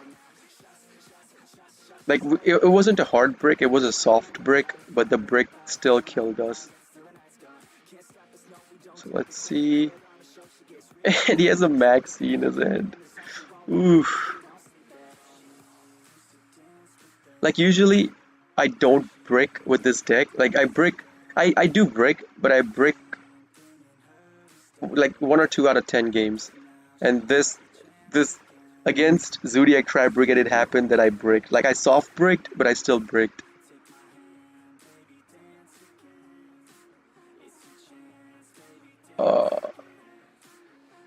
Like, I can't do anything to this. to this board with the cards that I have in my hand. Yeah, it's just gonna pop it. And he still has Zeus and Apollo USA charges. I mean, yeah, there's no coming back, right? Like I would have needed a Raigeki to come back from this whole fiasco. Yeah, I would have needed a Raigeki to come back from the whole thing. Am I just losing today completely? No, I did. Like those were just. Yeah, I think every deck that I played that I against lost today, except for the auto surrender. Well, no, I did get one or two good games, but. Oof, ah. Let's see. Gonna go first. Not going to make the mistake of hitting the going second in my excitement. Like I'm pretty hyped up right now. I'm not gonna, I'm really hyped up right now. How long did I stream for? 1:35. Okay. I'm gonna stream for one more hour. I'll stop it at 2:30. 2 hours 30 minutes stream time because I don't want to upload like 4 hour long videos. It's just too long of a video to watch. Anyways, let's start with terraforming. See if he has an Ash Blossom. He does not. So we got the confirmation on Ash Blossom.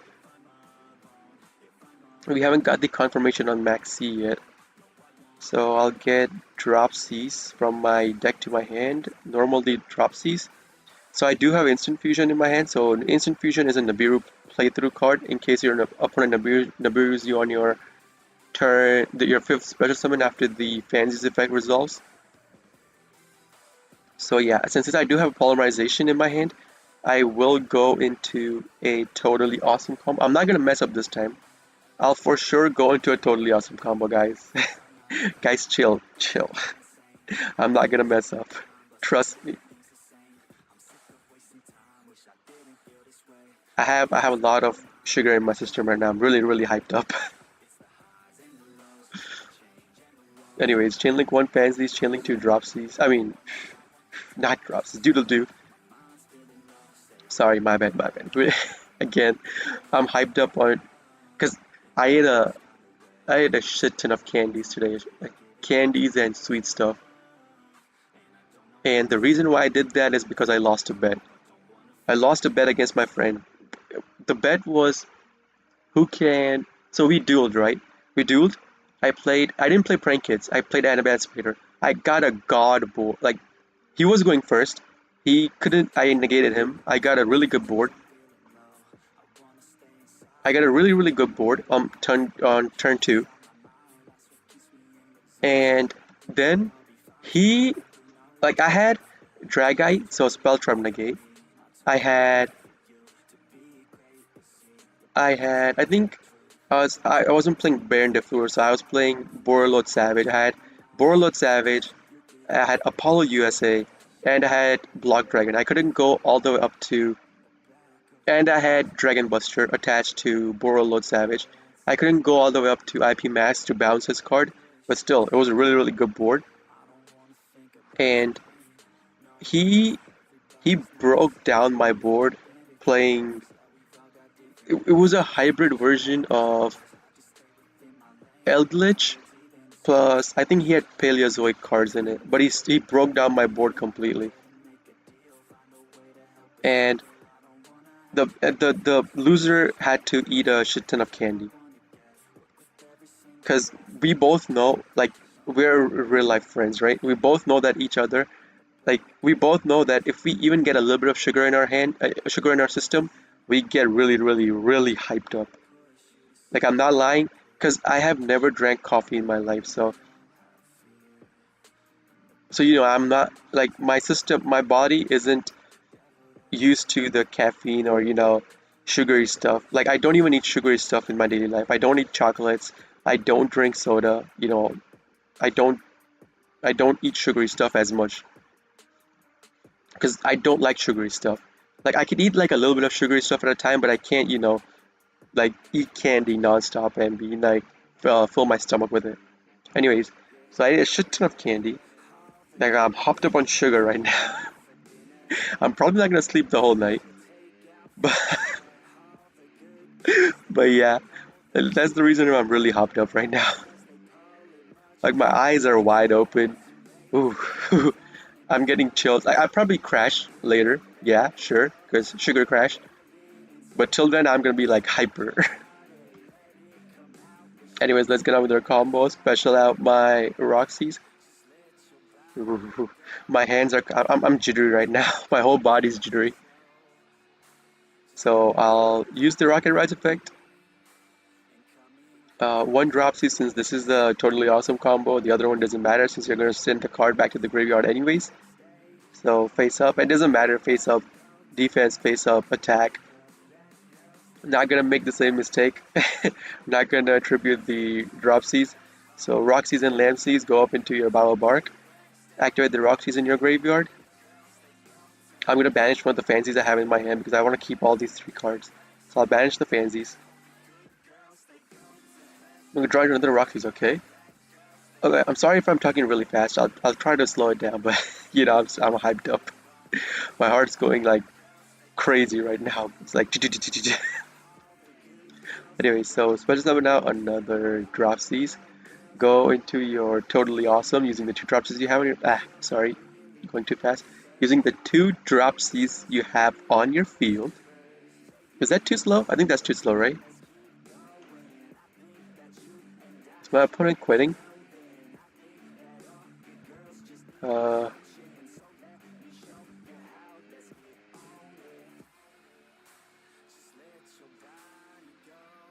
So if you if you guys know, if you guys have like, you know, a personal remedy for stuff, my opponent's good. So if you guys have any personal remedies that you do use when you're hyped up with sugar,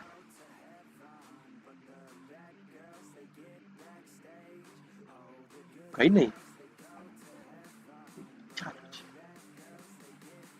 Record था यार बात को. So let's go next game.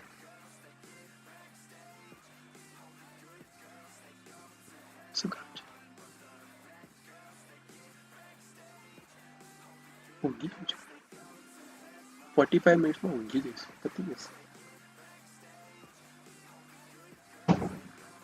So I am gonna choose to go first. Oh, sorry. That was just, you know, my mom coming into my room.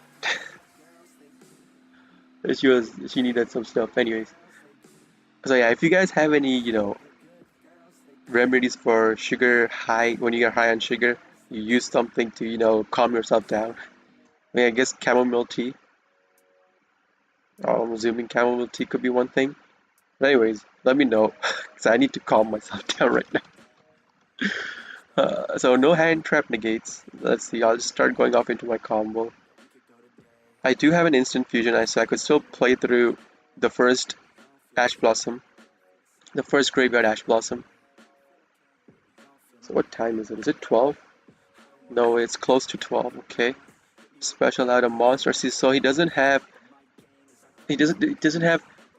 Maxi or Ash Blossom, so I could just go into my combo, and I'm pretty safe from Nibiru because even if Nibiru does, I do have instant fusion in my hand. I could play through Nibiru with the instant fusion. That's perfectly fine with me, even if Nibiru does. So Chain Link 1, Fancies, Chain Link 2, Doodle 2. Always on your first, usually you almost always want to Chain Link 1 Fancies and Chain Link 2 Doodle 2 because you care more about the special summon than the search for the Doodle 2. But later down the line, when you're playing turn 4, 5, 6, sometimes you care more about the search than the special summon because you already have materials on the field, so you could do Chain Link 1 Doodle Doo and Chain Link 2 Fancies. So the card I'll get in my hand will be Pandemonium first, and I'll discard the Pranks.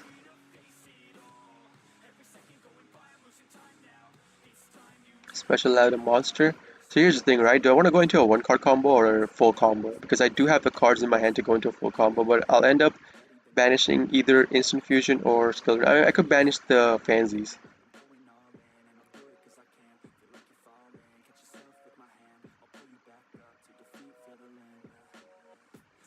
I mean, no, I don't have cards in my hand to go into full combo because I already used Dropsies and Fancies effect. Yeah, I already used Dropsies and Fancies, so I don't have... So I can't go into a full combo. I could go into the half combo, which is just a Battle Builder and Bubble Bark. So I'll go into... Actually, no, I'll first activate Doodle Doo's effect. I don't want him Nibiruing me on my second Doodle Doo because I kinda want the pranks in my hand. I don't want to leave the pranks in my graveyard. So anyways, I'm trying to consciously try to talk slower because I know I'm going really fast. Like I can tell I'm going really fast. So activate Pandemonium. I mean, sorry, activate Prank is Pranks. Since this is a one card combo, I'll discard the dropsies that I got off of the Doodle Doo search. Face up defense. So in the beginning of the stream, like, I was talking slowly. Yes, I know that. But that was just, a calm phase in the sugar rush for me. Like I'm calming down right now. Like the sugar rush is for me, it's an up and down, up and down. Like I'll go from calm to extremely, you know, active and then back to calm again. It's like mood swings, extreme mood swings you get. Anyways, you get Roxy's off of the last Lamseys. Like I'm starting to calm down a little bit. Then using Doodle Doo and the Roxy's, I'll go into my Bow Wow Bark.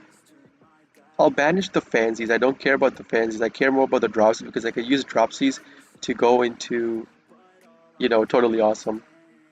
And the life gain effect is more important to me rather than the discard effect of the fancies. So I'll banish the fancies, draw into a maxi, okay. Special summon now. I mean, I already have one fantasy. Yeah, I'll special summon another fantasy in the field. That's fine. Set down skill drain right here. Set down my pandemonium right here. Put this on, and then attempt to end my turn, hoping that he doesn't have an Abiru. So he doesn't have an Abiru. Prank's gonna get activated. Okay. Since I did use 2 Doodle Doo and I run only 2 Doodle Doos in my deck, I'm gonna get 1 Doodle Doo back. One of them has to be Fantasy because I ended up banishing 1 Fantasy and 1 Fantasy is on the field, so I want to get 1 Fantasy back into my deck from my graveyard. And the last one I'll get will be Dropsies since I do have a copy of Dropsies in my hand. So that's gonna be the 3 cards, and the reason I get those 3 cards, I get a Thunder Dragon Fusion, which is pretty nice. Sorry, just tell me if I am going too fast, right? I'll try to slow myself down. So I'll start by activating Maxi. Oops. Okay, I did not get to see whether my opponent's board lighted up. Okay, but that's whatever. I'll activate Bow Wow Bark second.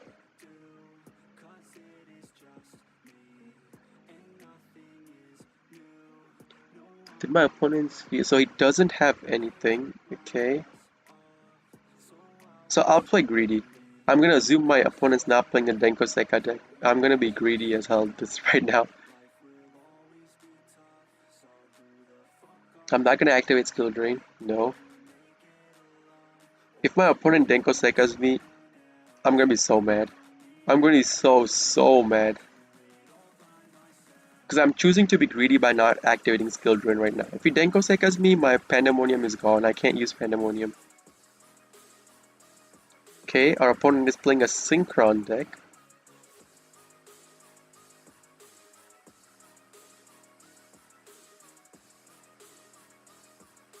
So I'll just activate Skill Drain. I know what this deck does.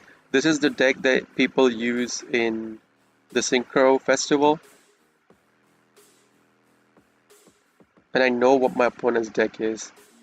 This deck goes into Stardust Dragons and it gets Junk Synchron and then is it Junk Synchron? I think it's Junk Synchron and Junk Converter. Junk Converter discards the Synchron, gets the Synchron back. You could do it that way, or it's just normal the Junk Synchron. Go up into your... What's that card that gets all the Synchron monsters on the field from your deck? It's the Synchron Climb, but yeah. So our opponent's gonna scoop seeing Skill Drain. I know because Skill Drain's a really bad matchup for Synchron players against Skill Drain. Skill Drain completely shuts them down because they don't run any back row clears. As you can see, no back row clears in its entire deck. But yeah, what's that? It's not this. It's not this. Where is that? Trishula? No. Not Axel. Not TG. Not this. Not this. So he's not running that card that gets all the Cosmic Blazar. So he's not okay. So he's not running the actual Synchron deck. Okay, so I'm guessing he doesn't have enough cards, enough dust for it. I don't know, but yeah, you need that to actually get all the different synchros from your synchro monsters from your deck onto your field, then climb up in your synchros. But yeah, deck just completely like skill drain completely shuts down that deck.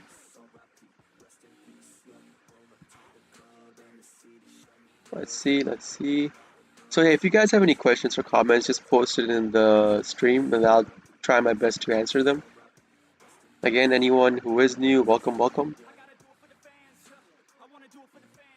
Let's see. My opponent, okay, so I am going first, so I'll start by adding a card from my deck to my hand. So this shows me that my opponent doesn't have Ash Blossom because his side of the field didn't light up on my Prank's Place activation. So I'll go into my combo. And I don't have any Nibiru playthroughs in my hand. So what I'll do, special summon now, this Fansies from my deck. What I'll do is I'll get off of the Doodle Doo search, I'll get Pandemonium, and off of the Fansies Graveyard activation, I'll get Roxy's on the field.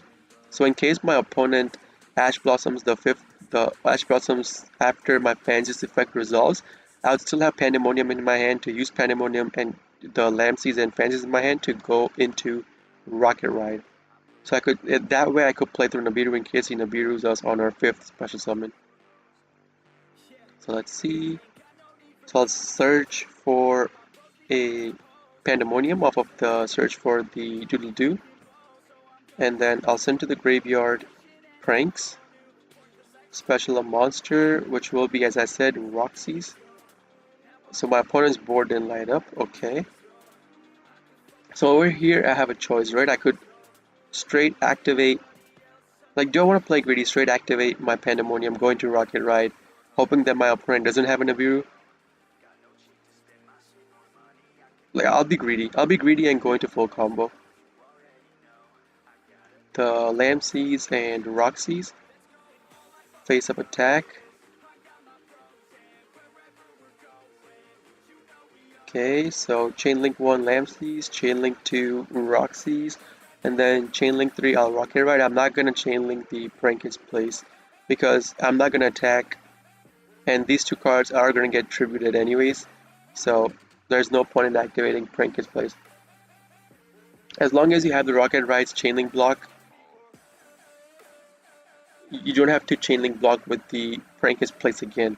But that's only when you're going first, when you know you can't attack. If you're going second and you can attack, you probably want to do this to bump up your Rocket Ride if you're going to use the Rocket Ride's active effect of once you activate Rocket Ride's first effect, you could directly hit your opponent in the face. So in case you're missing, like your opponent has 1500 life points and you go into Rocket Ride, activate it place, and just hit your opponent in the face with 1500 and just end the game that way. That'll be a really hilarious way to end the game. But anyways, special summon out monsters, yes. I mean, we already used all the graveyard activations, so it doesn't matter what we special summon out now. I'll choose one Lamseas and one Roxy's because I did banish one Pansy, so I'm not going to use the Pansies in my hand. So I'm now using these two Prank's monsters. I'll go into Bawa Bark. Again, with this full combo, always leave the monster zone under the extra monster zone you summoned your Doodle Doo into. Otherwise, you can go into Bawa Bark, but the game will make it so that it'll make you use your Doodle Doo as a tribute to go into Bawa Bark because you don't have a link spot open. As you can see, it has an arrow right here which is red, arrow right here which is red. So any red arrow with link monsters, those are the only spots you could summon other link monsters into. So keep that in mind. So using the Doodle Doo and your Bawa Bark, you just go into your Rip Roaring Roaster. So this is going to be the full Prank's combo. Now, if I had, say, Instant Fusion in my hand, or say if I had like Monster Reborn or Thunder Dragon Fusion, I could still go into Battle Butler or Rocket Ride. I mean, Weather Washer, tribute to Weather Washer, go into another card. I could make plays like that, but that's just extra. It's like cherry on top of the ice cream after you're done decorating the whole ice cream. Anyways, two cards I'll get. I mean, they have to be Pandemonium and Pranks because I have to recycle cards with Pranks and Pandemonium because I do want to go into Battle Butler on my opponent's turn. Now, at this point, if you didn't have a piece for the Battle Butler in your hand, a piece being Fansies, Lamsies, or Dropsies in your hand, then with this Doodle Doo Surge, you need to get one of the Butler Prank Kids out instead of the pranks that I did. So keep that in mind. I'll put Imperm in the middle and I'll put Skill Drain right over here. Put this on. Put the activation on before I end my turn. Then I'll end my turn, which will make it the game prompt me whether I want to activate Pranks. I'll choose yes. So I only use one Doodle Doo, right?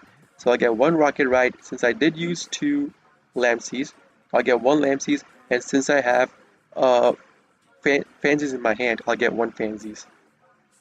So these three cards I'll get back into my deck and then draw a card, which is Thunder Dragon Fusion. Pretty nice. We could use it on our next turn to go into Battle Butler in case our opponent denies our Battle Butler this turn.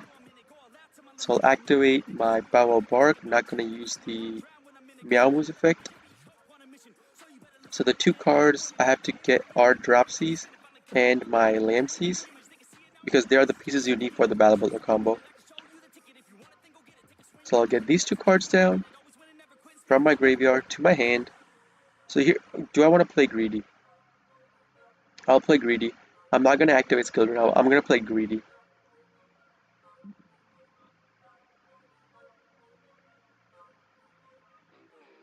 Let's see. I mean, if our opponent Denko Sekas us, like, yeah, sure, whatever. Good for you, my guy. But the reason why I say I'm playing Greedy is because if you activate your Skill Drain, right?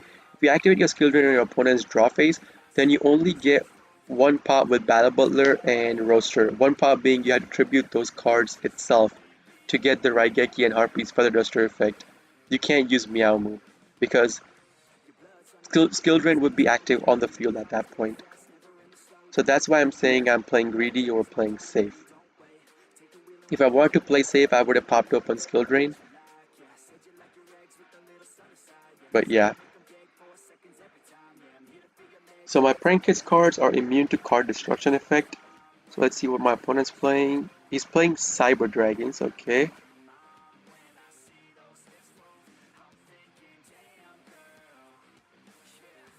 So here's the thing, right? Do I want to activate Skill Drain or do I want to activate Imperm?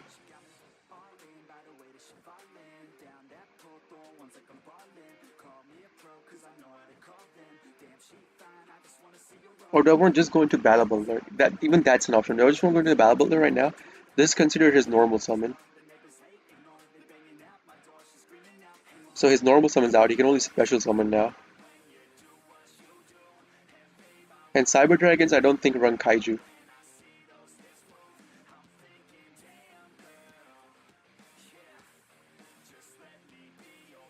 So I'll activate Pandemonium. See what he does.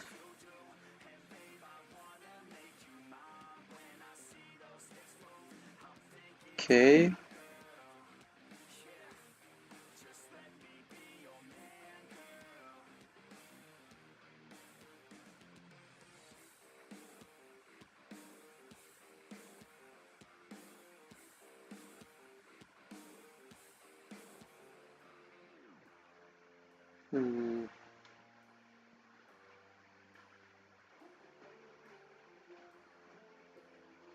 I'll activate Skill Drain right now.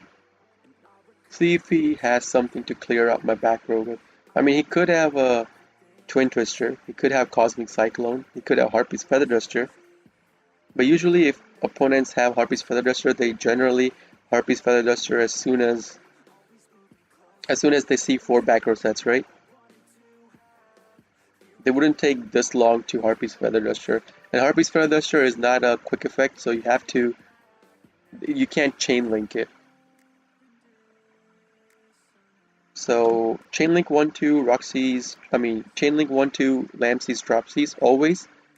I'll chain link 3 the place because I care more about the attack boost than the discard of Fansies and the special summon of Fansies. So I'll chain block it that way. And my skill drain is active, so I only get 1 pop with these 2 cards. So I have to keep that in the back of my mind. Only 1 pop. Special summon out a monster. I'll do Dropsies. I kind of want to get 2 Dropsies out because I want to go into Totally Awesome on my next turn. So I'm kind of conflicted whether I want to do 2 Dropsies or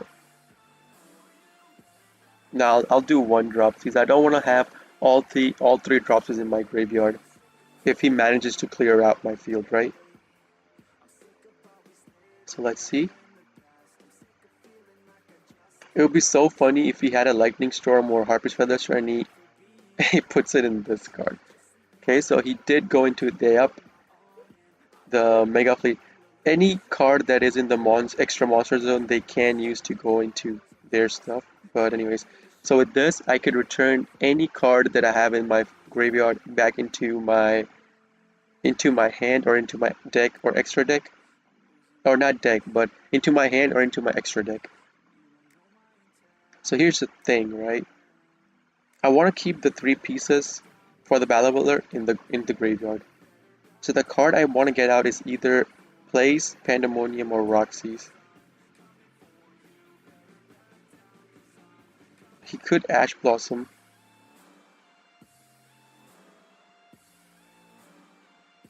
So I'll get Dropsies, okay, in our opponent's group.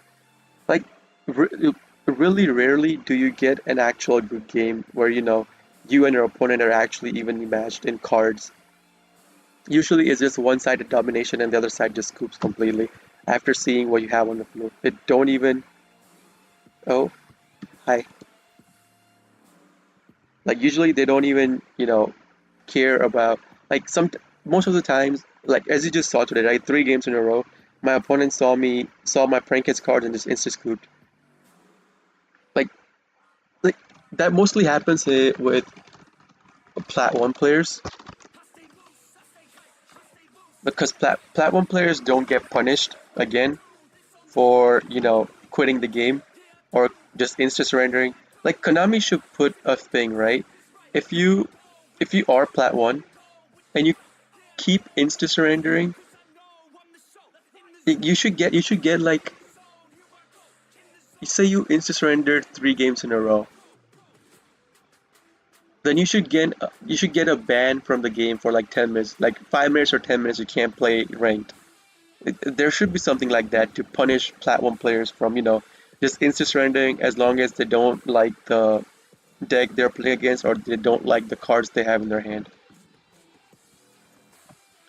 So I'll start with my terraforming, see if he Ash Blossoms this or activates any effect in response to it. So he's going to choose not to, okay?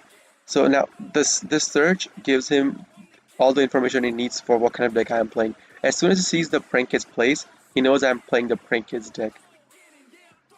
And if he's familiar with the I can't talk. If he's familiar with the Prankhead's deck, he should know what kind of combo I will be doing.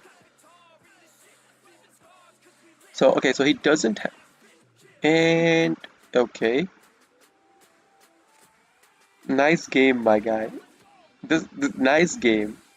Cool game. So Vanity's Emptiness, if you guys don't know, neither player can special summon monsters from their extra deck. Neither player can special summon monsters.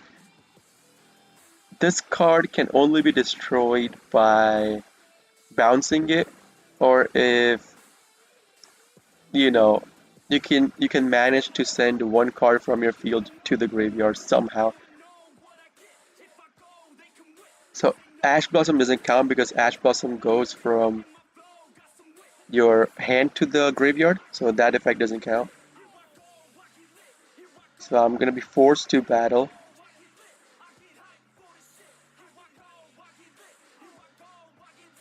Oh, deck, from the deck or field to the graveyard.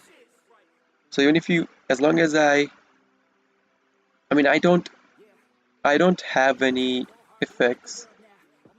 Fansies has the effect, but Fansies is the graveyard activation itself, and I'm logged out of my extra deck. Nice game. Nice game, Konami. Nice game. Okay, so Eldritch, I'm assuming. Oh, he's playing at Ignister, okay. Why does he have? If he has at Ignister and he has Vanity's Emptiness,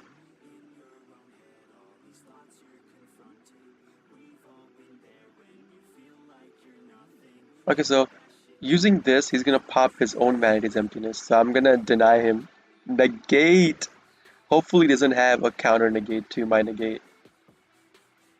So with this, it would have popped his Vanity's Emptiness and he would be safe to go into his full combo. And with this deck, at Ignister, you know, the Arrival Cybers, that's their boss monster, and that card is really hard to... Like, we do have an out in our deck, okay. Okay, so he's gonna pop Vanity's Emptiness that way, okay. So, the way, the card that I have in my deck that I can use to get over his Arrival is Boral Sword Dragon, because Boral Sword Dragon says that, I'll show you guys the card.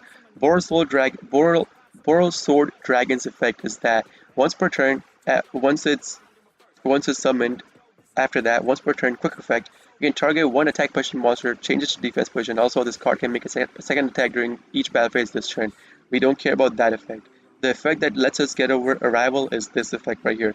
Once per turn, when this card declares an attack on a face-up monster, you can activate this effect. Until the end of this turn, this card gains attack equal to half that monster's current attack, and if it does, the monster's current attack is halved. This way you can get over this Arrival card, if he does get Arrival on the field this turn.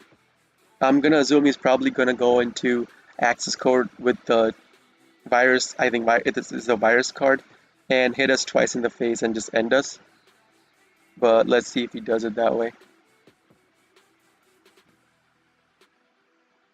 Okay, he's gonna go to Gachikiri. Flash Mage will get him specials. Right here, one Cyber's monster energy route, special summon and defense. So he could still climb into Chain Link 3.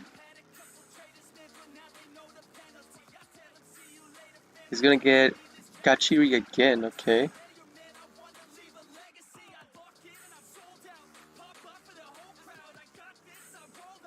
Okay, he's gonna Reborn. What card?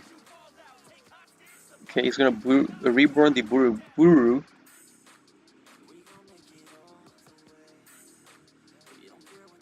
What else?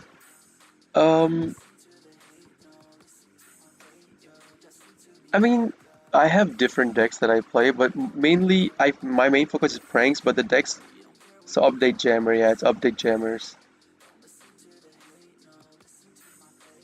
The decks that I play, yeah, it's just gonna kill us this turn without, yeah. The decks that I play are Prank Kids, I play Adamanticators, I play Virtual World, I play True Draco. The other deck that I have built up is, I have Eldritch Underworld deck that I have built up. I haven't played it yet, but I do have it built up. And this is just gonna attack us twice and end us, but yeah. What else? That's 5 decks that I play. I think those are the only decks I play, right?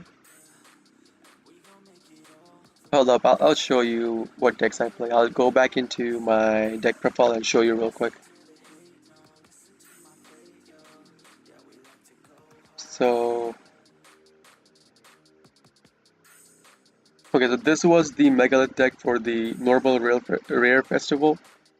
This is the Virtual World that I play. That's Virtual World. This is Dragon Maid. I play Virtual World, I play Dragon Maid. This is, the Carry Underwood is Eldritch Underworld. This is the true Draco I play. I have a Rongo Bongo as well.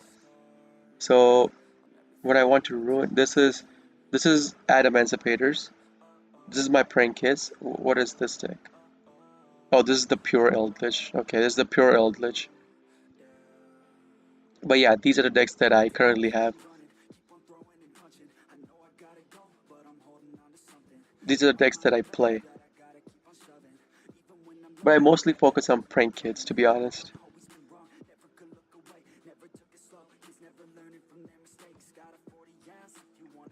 Let's see, we did win the coin toss, pretty nice. Always nice to win the coin toss. I mean, last game not Imperial, the Vanity's Emptiness really killed our play. If we had something like a Raigeki or Harpy's Feather Duster, we could have easily won that game, even Instant Fusion, because Instant Fusion would be sent from the field to the graveyard. No, Instant Fusion would special out a monster, so Instant Fusion is a no.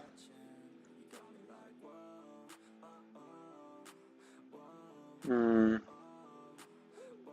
But yeah. And we have a hard brick. This is a hard brick. I can't do anything with this hand right here. So, set my imperm, set my call, and pass my turn, hoping that my opponent can't just outright kill me. So let's see what kind of deck our opponent could be playing. Let's see, like 10 extra, and okay, 44 cards.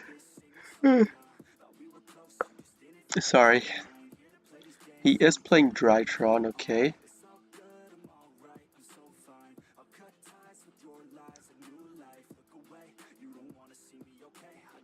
So against Drytrons, the card you want to imperm is their Moo Beta Fafnir. Always imperm their Moo Beta Fafnir.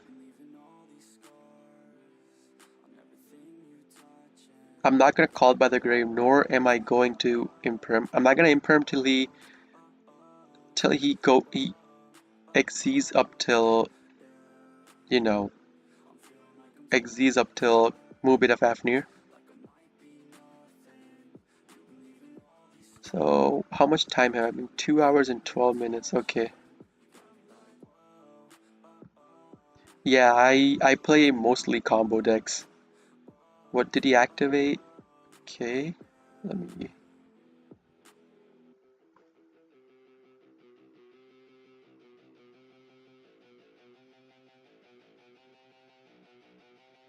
Do I?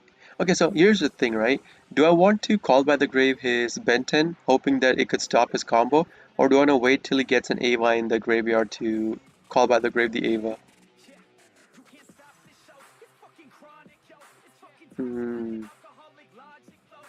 I mean, you can't say that you're too old for it because if you keep playing the decks, if you keep playing decks, even with prank kids, like in the beginning, I was really bad with it. Like over time, I got used to it. Like if you pick up, I would say if you pick up one combo deck, you learn one combo deck, you could literally learn every other combo deck. It's because it becomes easier to sorry, it becomes easier to pick up other combo decks if you pick up one combo deck. So I would say start with don't even play ranked. Go into custom rooms. Get a really simple combo deck. Start with a really simple combo deck. You could play, prank kids. You could start with Rika. You could start with any other basic like speedroids, junk converter, junk synchron. But I mean junk synchron, those combos still play by themselves as long as you know what card you want to summon out. But yeah, as long as you pick up one combo deck, it becomes really easier to pick up other combo decks. That's what I learned. Before I used to play Duel Links, right? But not professionally, but casually. I used to play Duel Links, and I used to play. I didn't play combo decks. I think I played. What was the deck I played? I played Shiranui in that. Shiranui is not technically a combo deck because you just do two cards. You go into your samurai and then you end your turn. and stuff like that. It's not really a hard combo like where you use your cards to climb up into really big monster combos. You just synchro and that's it. You synchro 2 or 3 times and that's it. That's your whole play. So yeah, I used to play Shiranui there. Then I played for like a month or two, and then I quit Duel Links, and then I was waiting for Master Duels to come out. And with Master Duels, I started with Prank Kids. I started with Thunder Dragon's Prank Kids, and we don't have any counter to their Maxi, so we're kinda stuck with this board. Anyways, so I started with Thunder Dragon's Prank Kids, and I was getting some consistency issues with the Thunder Dragons package in my Prank Kids. Like I would run into a brick with, say, I would draw 3 OG Thunder Dragons, and you can't do anything about it. Or I would, draw a hard brick, and nothing I could play with that. The consistency issues with that were more prominent than with the deck that I'm playing right now. So that's why I switched over to the deck that I'm playing right now. Like I have, I think 15. I have 17 or 18 starter cards, I think, in my deck. One card starter cards, and he has skill drain. I mean, lightning storm. Okay, so skill drain's gone. But yeah, so I picked up Prank Kids from there. I played Prank Kids for, I would say, 2.5 weeks, and I easily picked Raigeki as well, and I picked up Prank Kids easily after that. And then after I got 10,000 more gems, I built Adamantipator deck. First deck I built was Adamantipator. I played after I built Adamantipator. Oh, I'm still bricked. After I built Adamantipator, I went into, local custom rooms. I made custom rooms to try out my Adamantipator before I take it and go into ranked. Because Konami doesn't have like a casual. He's playing Cyber Dragons, okay. Because Konami doesn't have like a, normal play. They only have ranked play and solo play. But yeah, so that's I did it that way. And then yeah, Invoked is really powerful. But do you play Invoked just straight Invoked, or is it Invoked Shaddoll Dogmatica, or is it Invoked and Shaddoll?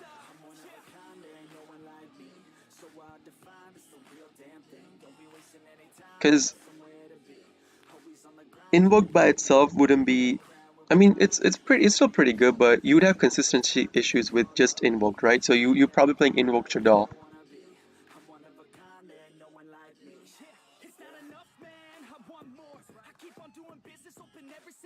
I would say start with Prank Kids over Virtual World because Prank Kids combos are easier to pick up. Virtual World is kind of hard to pick up if you're just, going into the combo package. And Prank Kids, since you already built those decks, I'm not gonna say that Prank Kids is cheaper over Virtual World, but still, if you already built it, you might as well try to learn it.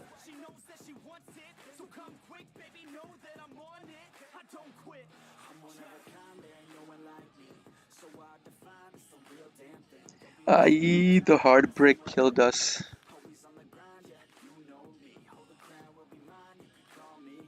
Invoke Dog Mega Shadal, okay, yeah, that's what I thought.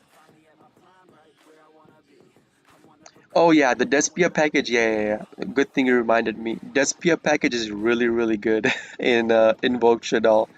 Like it's mind blowing that package. The monsters, the fusion monsters are insane.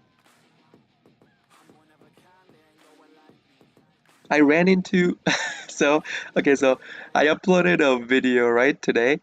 And not today, I think it was today. Today was brick versus brick. Yeah, today. Today I uploaded a video. Literally was I was playing Prank Kids. My opponent was playing Invoke Shadal Dogmatica. He Ash Blossomed my first Prank Kids graveyard effect. I didn't have any negations. And then it went into his turn. So I only had Miamu on the field.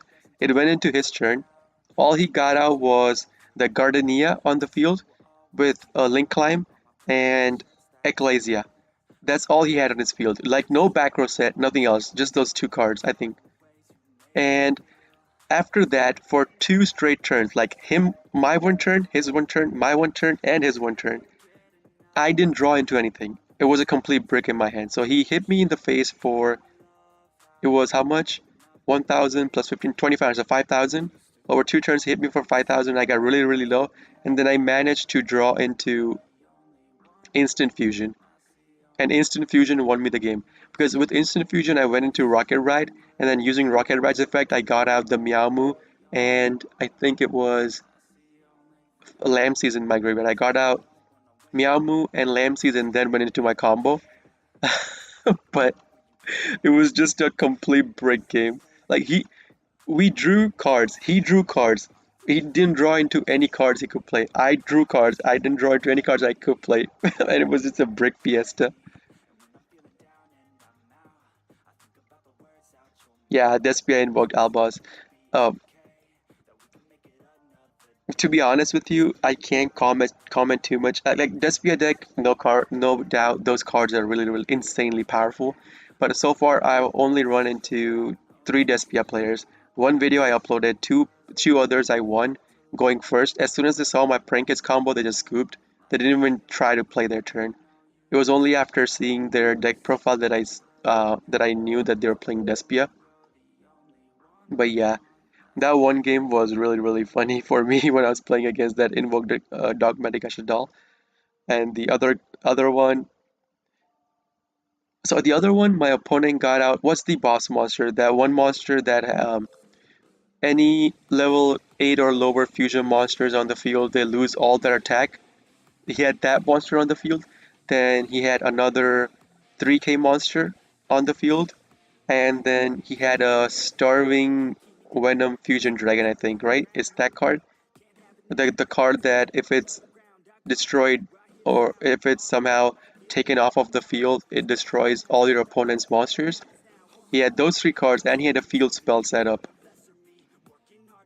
And I had enough gas in he was going, that's his turn. It was his turn one.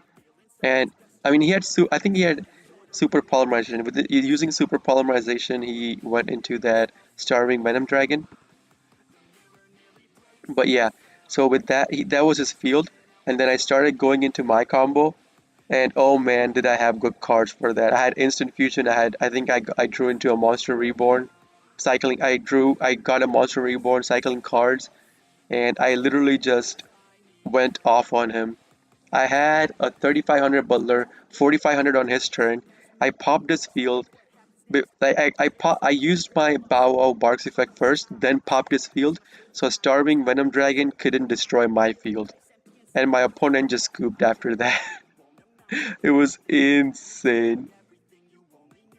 So my opponent did Call by the Grave. Oh, I shouldn't have activated in this column. Because if that's Imperm, my Call by the Grave is going to get negated.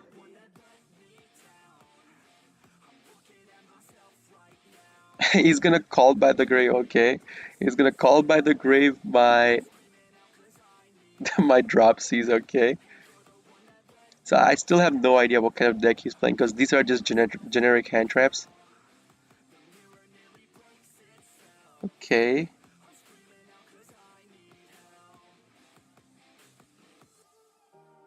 With Instant Fusion would be useless, right?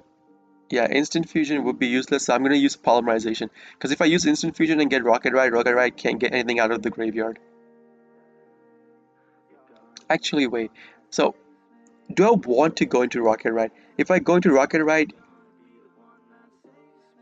I'll discard, I'll banish the Nibiru. I'll get a special summon. I could use those to go into Doodle Doo. Or do I want to go into Weather Washer? Because here's the thing, right? I am kind of scared about the back row set. This could be a Shadal. Because only Shadal and Subterrors set down cards like this. Like, I mean, he could have a bricky hand. This could be like a Maxi or Ash Blossom, for all we know. But I'm gonna assume it's a Shadal. It's a Shadal player.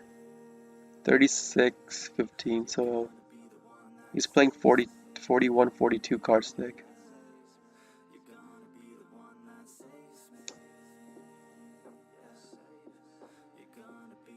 Okay, so I I will go into Rocket Ride. I'll play greedy. I'm not gonna play it safe. I'll play greedy and then go into Rocket Ride.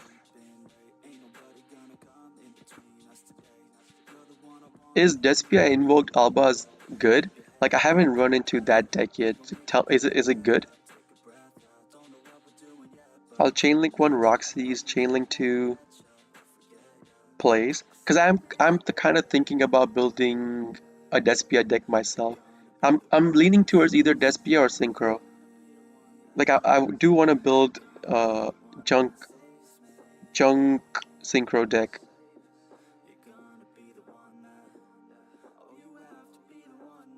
Let's see. So it's gonna go through 2500. I am gonna banish the Nibiru. I'm not gonna keep the Nibiru because I don't think he could go into special summoning out with just one card, right? I'm pretty sure he can't unless he's playing like a one card combo deck.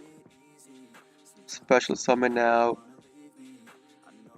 Special summon out my Pansies. So if I use Rocket Ride, I could get Miyamu and this out, right?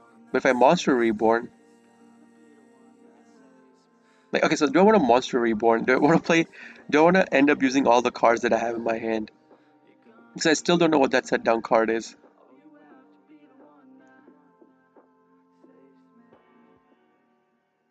We used polymerization, right? We didn't use pandemonium, so we still could go into access code and stuff like that. So I don't want to go into battle phase. I'll activate Rocket Ride's effect, get my Roxy's and my Miyamu back from my graveyard and onto my field. Okay, see if he does. Okay, so this is way over 5 special summons, so I'm scared about Nibiru now. But I'll keep going, I'll keep climbing into my combo anyways. So I'll use Meowmoo and Fansies to link climb into Doodle Doo. And off of the Doodle Doo, I'll search for Pranks. Since I care more about the special summon of the Fansies, the discard and the special summon of the Fansies, I'm gonna chainlink it as chainlink 1. Okay, so I am kinda scared about Nibiru right now. But I can lie, I'm kinda scared about Nibiru. So I'll get, I mean, I could do it either way. I'll discard Pranks. Special summon out a monster, which will be the Lamses. Okay, so here's the thing, right?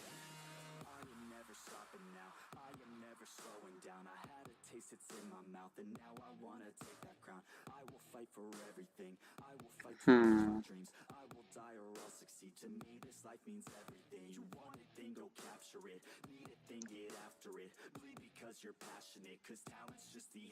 So I'll do it this way. I'm gonna link climb into Bow Wow Bark because I want to get more materials in the graveyard for access codes pop in case he specials something out on the field using cards effects. So I want to get more pops with access code. Yes. I'll get Pansies. See if he. So now I'm gonna link climb into Nightmare. See if he Nabirus us on the Nightmare play. Activate Nightmare. I am gonna throw away the Pandemonium that I have in my hand. So okay, here's the thing. Am I more worried about the monster or the set down? I'm more worried about the set down than the monster. So I'm gonna bounce the set down. And it is, oh man, Fogblade, okay. So now I know I'm playing into Phantom Knight's Rongo Bongo. So he probably started with the brickiest of hands if he can't even go into any combo. So using these two, I'll just go into my access code. Activate access code. Get my Nightmares link 3, so 53. And get to poppin'. I'll banish the unicorn first. Usually I always banish the unicorn. And it was Virtual Hime. Nyan Nyan, okay. So how much? 5. So any card I get, it will be just 2,000, right? So I'll Monster Reborn.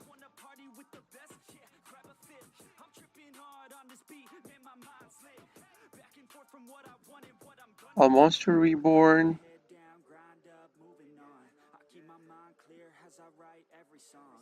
I'll Monster Reborn my Bow Wow. I mean, yeah, Bow Wow Bark.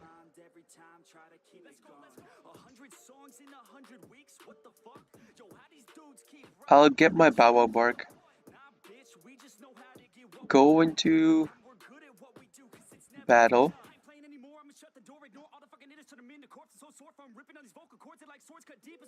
I'm gonna make him be left with 200. Go into main phase 2. I'll activate instant fusion. So hear me out. The reason why I'm doing this. I'll go into Weather Washer, and using the access code and Weather Washer, I'll go into Predaplant. So using these two cards, I can go into Predaplant because these two are effect monsters. And then with Predaplants, I could get my Butler out on the field this turn.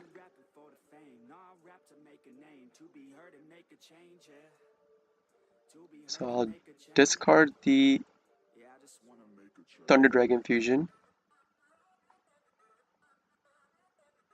Get my 3 cards back into my hand. Go into Battle Butler.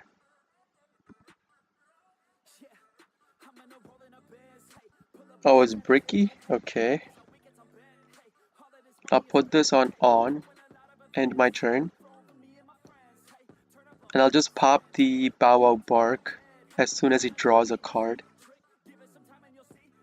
Not gonna use Miamu.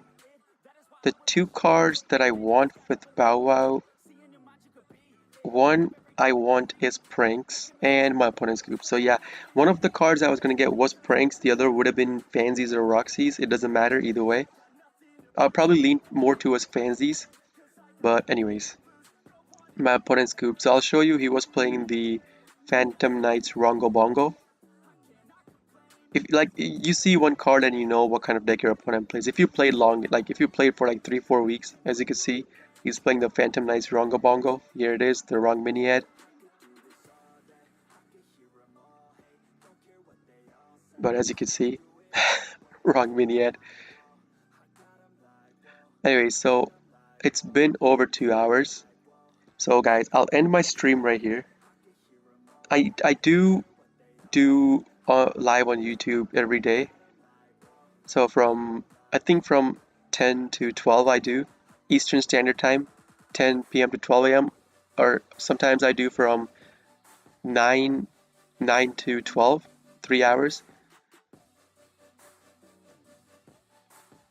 But yeah, so I'll end my stream for today. I am kind of tired right now, so I'll end my stream for today. If you guys, want, I do upload videos on YouTube daily, twice of Prank Kids deck, so you guys can watch it. Anyways, so yeah, GG's my guy. Thank you for tuning in for today, and I really appreciate it. Since my channel is a new channel, but I really appreciate you guys' support coming in and tuning in, commenting when you guys watch me. But anyways, good night, guys. This is JP Badul signing out. Hope to see you guys tomorrow when I stream as well. Good night.